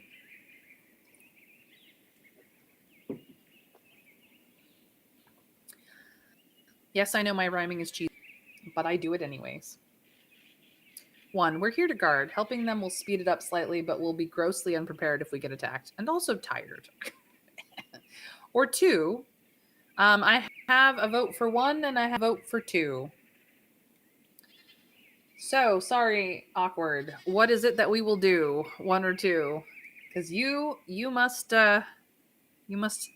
break my ties today. You lost your gambling.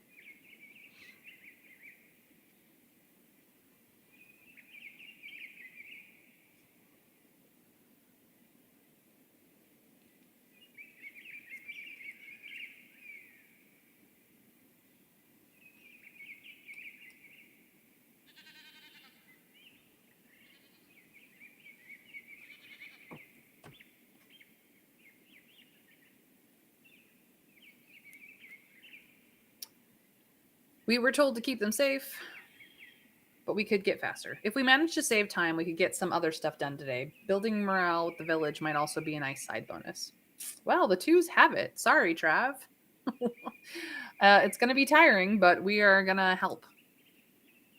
You take off your gamison and prepare your own pair of gloves, telling the guards to take care of Soda Pop. The overseer tells you to gather the loose rocks and put them in the wooden wheelbarrow. The workers are not eager to engage in idle chat. They breathe heavily and speak only when necessary, coordinating their efforts. It's going to be a rough couple of hours. But we pitched in. The hours pass. Such work feels refreshing after all the days spent in the saddle. The overseer was right to let you take care of one of the lighter tasks. Your arms are get tired quickly. It's time for a break. Everyone leaves their tools where they stand, then sit on the flat boulders. They take out their food rations and start to talk about their plans for the evening.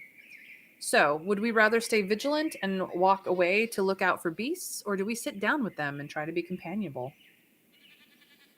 1 or 2, chat, you know what to do.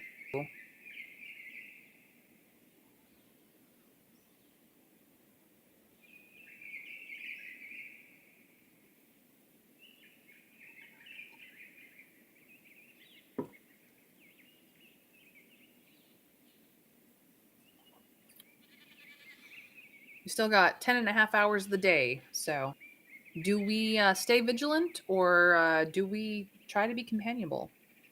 Trav says anything watching will see that everyone's vulnerable while they eat. That is fair. The starting vote is 1. Stay vigilant. Constant vigilance, as Mad Eye Mooney always says. And he wasn't wrong, but he did get jumped that one time and replaced, so he is mad for a reason. Winter Fairy agrees. We will stay vigilant. We worked hard, and we're going to guard hard as well. You stretch out your arms and back, then go for a short walk. An ibex with long dark horns and thick brown fur climbs up the rock face, not far away from here. It's leaning against the rocks that seem too small to carry it, yet remains confident and quick. For a moment, it gives you a silent look, not aware that, unlike most predators, humans know very well how to cause harm to distant targets. It jumps on tiny shelves and reaches the top of the wall, where it gracefully walks away. You approach Soda Pop, which snickers at you, happy to take a long rest in such peaceful surroundings. It bows its head, and you scratch the bottom of its neck firmly. The overseer clears his throat, stands up, and addresses you. So far, nay corpse. He rubs his scars with a grunt. But there was a boot, aye. Maybe a leg walked away on its own. Better grab your axe. We'll strike as soon as we see it, awoken or not. You ready? So, do you say just leave it to me and the guards, or time to use spears you brought? Tell your people to form a circle around 2 or 3 diggers.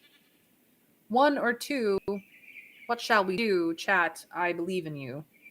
Trav starts off the vote with danger time, number 1. Winter Fairy says 2, use those spears. Sorry, awkward, you know the drill. You get to decide, 1 or 2. Danger time or spears? What shall we do?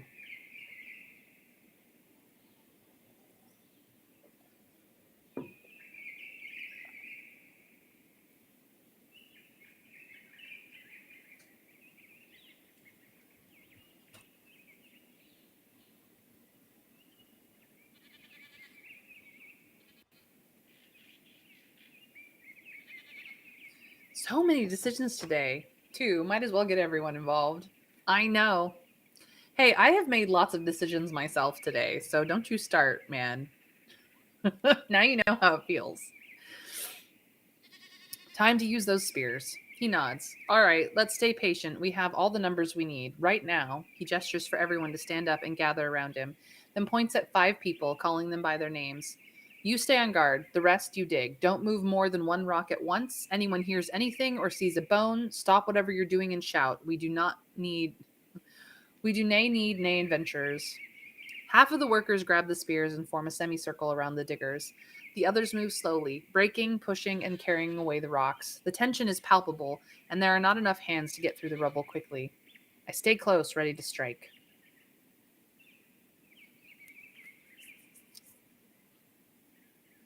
Well, yes, of course I did. I do great with decisions. I just don't like making them because they're hard. Time passes slowly until one of the workers calls for help, and you hear a couple of huge rocks fall to the ground. The workers run, and in one case, crawl away from the moving human bones. There's no soul between you and it, and the panicked workers stupefy you with their screams. You pull out your axe. So, do we dash forward and strike it down, or do we yell, hold your positions, and keep our distance to observe the corpse? One or two, chat. What shall we do? Do we fearlessly dash forward and strike down the awoken bones? Or do we hold our positions and observe the corpse?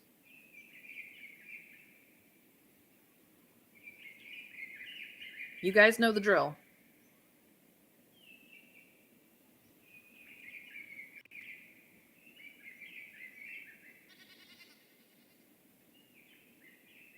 Both Trav and Winter Fairy says deal with it before it has a chance to attack. I'd love to watch, but odds are that it'll charge into the mob. That's fair. Time to do the work. Do do do do. You crack the whitish skull, but the bones don't stay still, trying to catch you. You cut through the neck and the head flies away, hitting against the wall. The corpse stops moving and you step back, taking a defensive stance. The crowd observes it all in silence, and after a couple of heartbeats, the overseer points at the corpse. The bloody bonehead has nay legs. The shock loses its grasp. The folks get closer, and the first chuckle is followed by bursts of laughter. The loose bones scatter around. The older digger gives you a pat on the back. Scary, I almost ran away. Are we not willing to rest yet? We push people away and approach the corpse, or we smile back at her and says it sure was. Trav already wants to be cautious because that corpse could still get up and hit somebody. What does the rest of chat want to do?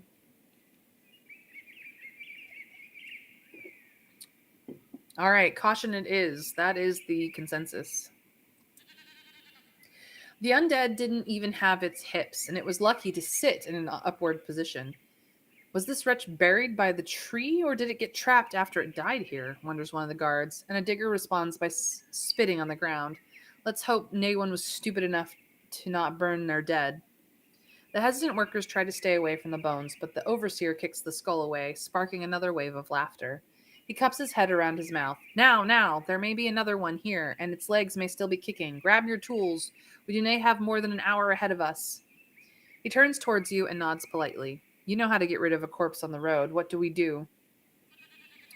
Our options are no point in wasting more time. Cut the bones and throw them down the hill. Let the wolves choke on them. Or the dead deserve dignity. We need to burn it. So,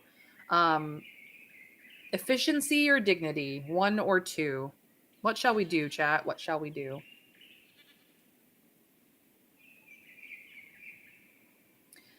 Efficiency or dignity?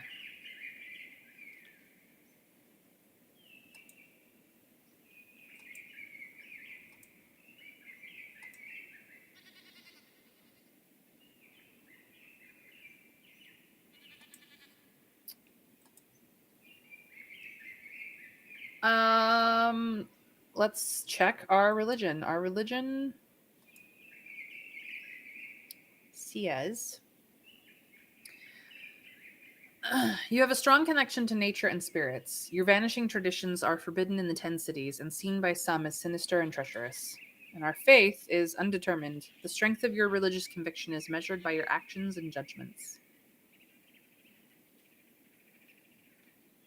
That's it. That's all we got. Um,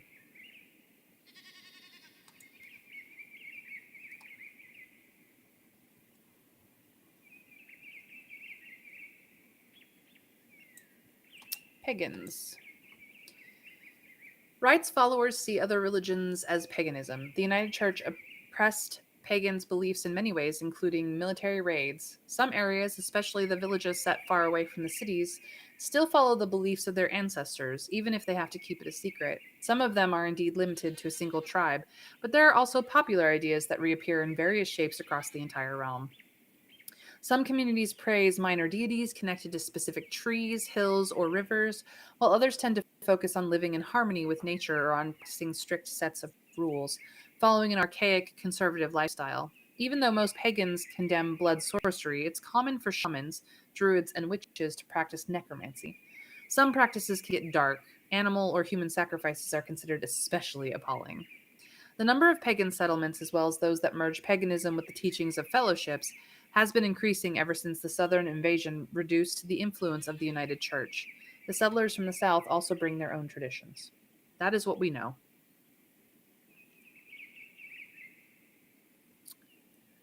I'm willing to bet that the monks are Bernie boys, but whether doing it supports or opposes paganism, I don't know. Letting wolves chew on bones might work out. We could find out.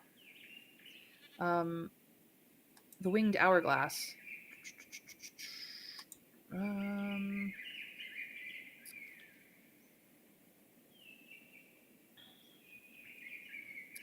Wright's tablets are written almost 2,000 years ago by many authors. After 500 years, a deer, the first emperor, turned some of them into a collection of religious teachings. The Right is the monotheistic god described in Wright's tablets. They tell about superhuman deeds of colorful heroes struggling with symbolic challenges and creatures. They don't focus on a specific ethnic group and were created when the northern tribes were still far from forming shared identities. The tablets also don't explain much about the creation, purpose, or destiny of the world, focusing more on daily life and ethics. The passage of time and the complexity of these sources makes them confusing, almost incomprehensible, and they often contradict each other. The churches put a lot of effort into analyzing them, yet often disagree on even the most basic topics. The teachings most priests agree on are that the right is the only God who fills human shells with souls. It's willing to forgive human wrongdoings if one decides to turn away from evil deeds and base their lives on truth, kindness, and justice. The value of one's life is not grand, thus, every believer ought to be ready to sacrifice their life in the name of what's right and listen to the right's will, just as the heroes of the tablets did. All humans will be judged by their deeds, both in this life and after death. That's what they decide. Um, Right's followers cremate the shells to stop them from awakening. The burning ceremonies are practiced in many forms, sometimes highly ritualized, even though Right's tablets depict them rather vaguely as something simple and pragmatic. It's common for pagans to bury the shells instead, or even embrace the art of necromancy and use their dead to take care of mundane tasks. There we go. That's what we know. So, um, yep. Uh, the monks are Bernie boys. Rites demand you burn them, but pagans don't really care what you do. So we could chuck the bones. We're in a hurry. Their original owner is dead and gone, so don't need to worry about them anymore. All right, we are chucking the bones. Efficiency wins. Good. Tisney like tis going to put itself back. He rubs hands together, then raises his voice and starts to assign new tasks. The shattered remains are placed in the wheelbarrow. Without the now broken skull, they wouldn't even resemble a human. You assist the workers on their way to the scrap, throwing down no more than a few bones at once, then going to the next spot. On your way back, your companions discuss making a few charms once they get home. If it saw us, it could still curse us, says the man with the shaky voice. At least there's no other undead in sight. As the uh, as the end of the digger's work gets closer, they grow tired and annoyed, which starts a few squabbles. The overseer has none of it, forcing them to focus. It doesn't take long before the pass is cleared. In silence, the workers remove their gloves, clean their chests with water, and gather the tools. I prepare soda pop for the rest of the journey.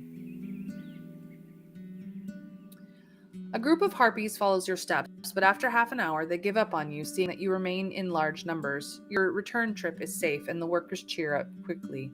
I keep an eye on our surroundings, just in case. Your loud expedition gets noticed long before you reach the gates, and the villagers gather by the open gate. The parents welcome their children, the siblings and friends mock the presumed cowardice of their equals, and the kids ask for stories.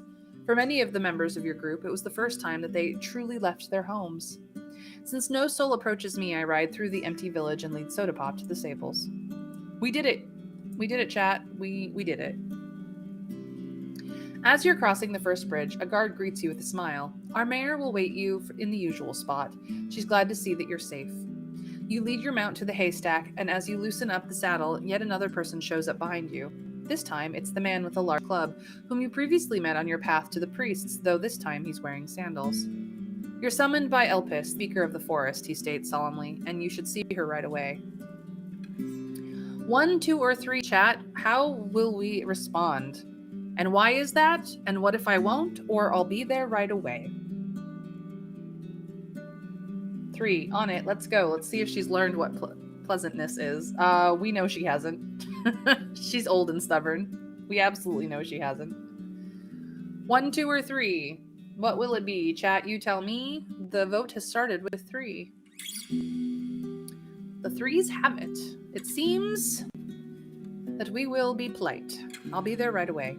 He nods. We'll see, traveler, we'll see. He turns away and heads south. Finally alone, you're left standing near the main square. So, do we go to Elpis first, or we go to the mayor first? Elpis or mayor?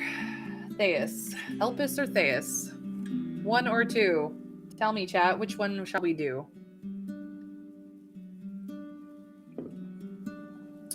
We have been summoned. Which one are we more polite to?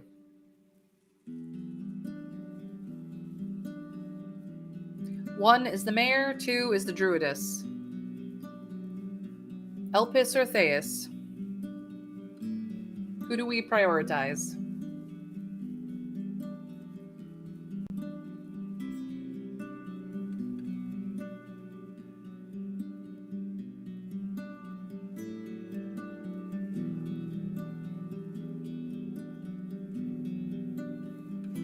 Looks like everyone wants to go see the druid first.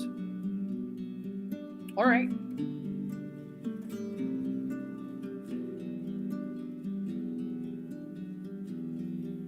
Well, we're tied. Elpis or Theus? Sorry, awkward. Which one are we going to speak to first?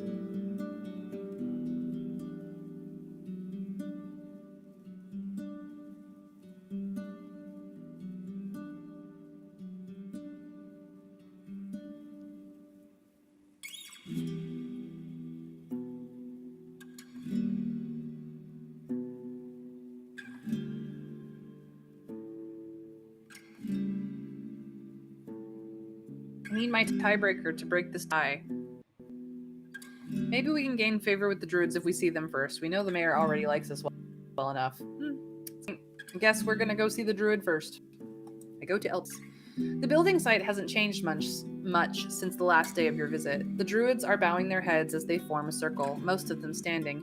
A few of the eldest sit on tree stumps. You're gestured to wait until Elpis concludes the ceremony. After it's finished, she approaches you in silence. I was asked to speak with you about the rock slide? She looks at the nearby workers. Even though they're engaged in their own tasks, she lowers her voice. And 'tis a good thing that you came here first. She spares you a polite nod. The hamlet should stay as it is. Howler's Dell needs nay growth. Her shoulders relax as if there's nothing more to add. So, tell me more, or if you expect me to lie, I need to hear your offer. 1 or 2? Because we like knowledge, so 3 is... We're not just going to accept it. We're going to ask questions. 1 or 2? What shall we do, chat? Tell me more or offer? Winterfairy says negotiate. What growth? It's an attempt to return it to its previous state. Oh no. Sorry, awkward. You must break the tie. 1 or 2?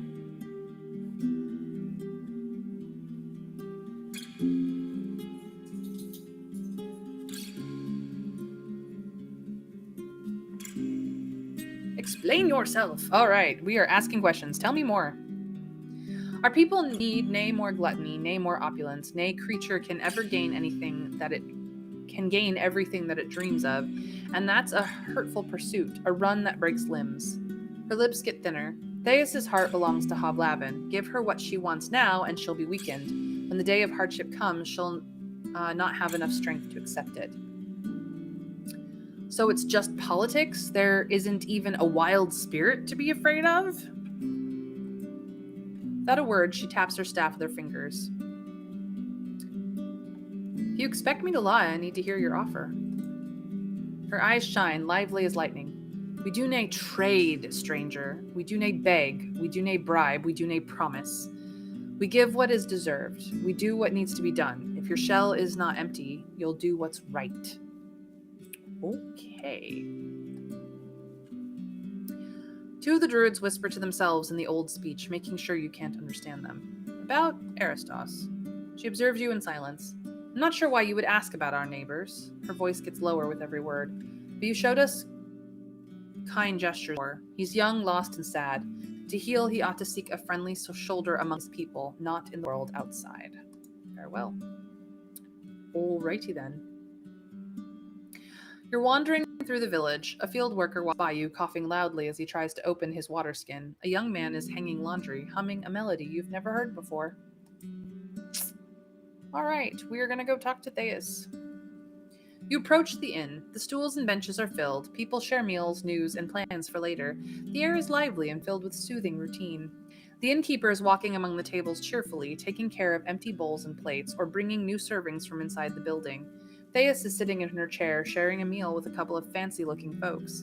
The stall is in perfect order, but draws little of the locals' attention. The trader walks around gossiping. Whenever someone approaches the counter, he moves quickly back. Pyros is sitting on a bench near the creek bank, apparently napping, though he winks at you when he catches your glance. To the mayor. Theus turns towards you with a polite smile. How can I help you, Sauron? About the fishing hamlet. She encourages you with a smile. The road is clear. She leans forward. Her voice is close to a whisper and cold like a gust of wind. I wish you'd come to me right away instead of opening your ears to Elpis. Her red lips keep wearing her usual smile, but the green eyes match the fury of her tone. She's getting meddlesome. Watch out for what she tries to sell you. Before you get a chance to answer, she straightens up. Don't let me any longer. Hit me with the good news, Sauron. After you mention the undead, she stops herself from shedding tears of laughter. A skeleton with no legs! That must be a good sign. Still chuckling, her hands reach to her belt, from which she unpins a leather pouch. You've done well. Our work isn't finished yet, but they're closer. So close. She picks 5 dragon bones, then pushes them towards you, holding each one with a separate finger. Time for me to search the hamlet. What is this nightmarish trick? You read my soul, Sauron. Pay close attention to what you'll find. She rubs her pale hands, then starts to count down on her pale fingers. How many cabins are still standing? What are there any lairs nearby? Any sign of vagabonds? Soul-eating mold? Broken walls? The more you learn, the better. I'll see you soon. Can you give us a moment?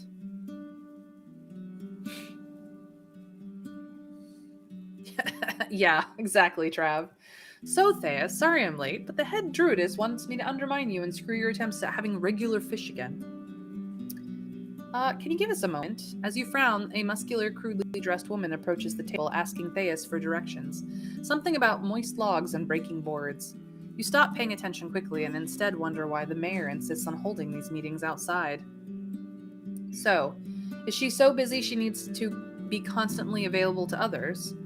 I'm neither a threat nor someone important enough to be worthy of her exclusive time. It's all theater. She wants to show how much she cares about the others, or it would be inappropriate for a married person to spend this much time with an outsider away from everyone's eyes. Trav says 3. She's heavily into PR. 1, 2, 3, or 4, chat. You know the drill. Tell me what it is that you will, and I will do it. Trav's will is 3. PR queen.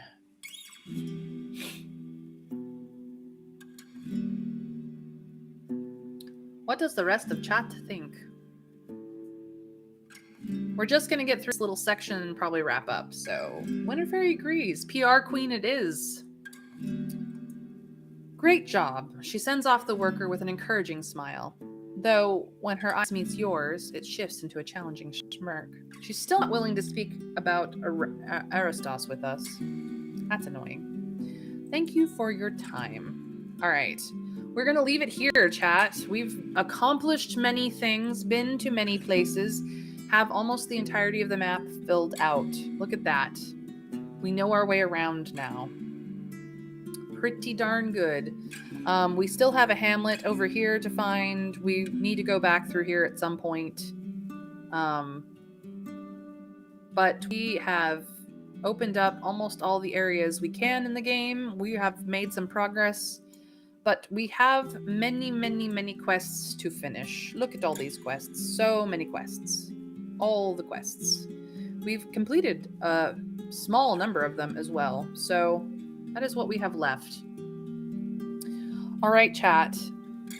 Seeing as this is the end, thank you all for joining me. I appreciate you guys more and more. This is my last stream for the week. And next week, I might start streaming an hour longer. We might try to go 3-hour streams, but I'm not quite an affiliate yet. So I might hold off until I have become an affiliate. I need 2 more followers at the minimum to reach affiliate. So if you have friends who are around and might enjoy this game with us, might enjoy the fun that we have here, feel free to invite them. As you should know by now, the regulars at least do, I stream every day, Monday through Friday, at 1 p.m. U.S. Eastern Time. If you are not in the Eastern time zone of the U.S., or the equivalents of your country, feel free to Google what time I would start for you. As for today's stream, this is the end of my week. I will take the next 2 days off to rest voice. And although this has been a very short stream week because of my birthday vacation, I assure you I have been very busy, very busy all week long. So, yeah, quite possibly, Trav. We've been almost everywhere. Almost, but not quite everywhere on the map. So yes, this is where I leave you guys. Let's see. Do I have anyone to raid today? I do not have any friends to raid. So we will leave it there. Have a great rest of your Friday, everyone. Enjoy your weekend. I look forward to seeing all of your faces next week on Monday when I start again. We are getting towards the end game of RoadWarden. I do not know how many more days I will be streaming it. We're going to finish up as many of the quests as we can. Hopefully, Sorry Awkward will be able to help us finish them all. And then we will finish. So it's possible that by the end of next week, we will be looking for the next game, of which I have options. So until then, take care, everyone. I will talk to you on Monday. I will miss you all until then, and bye, guys. Bye.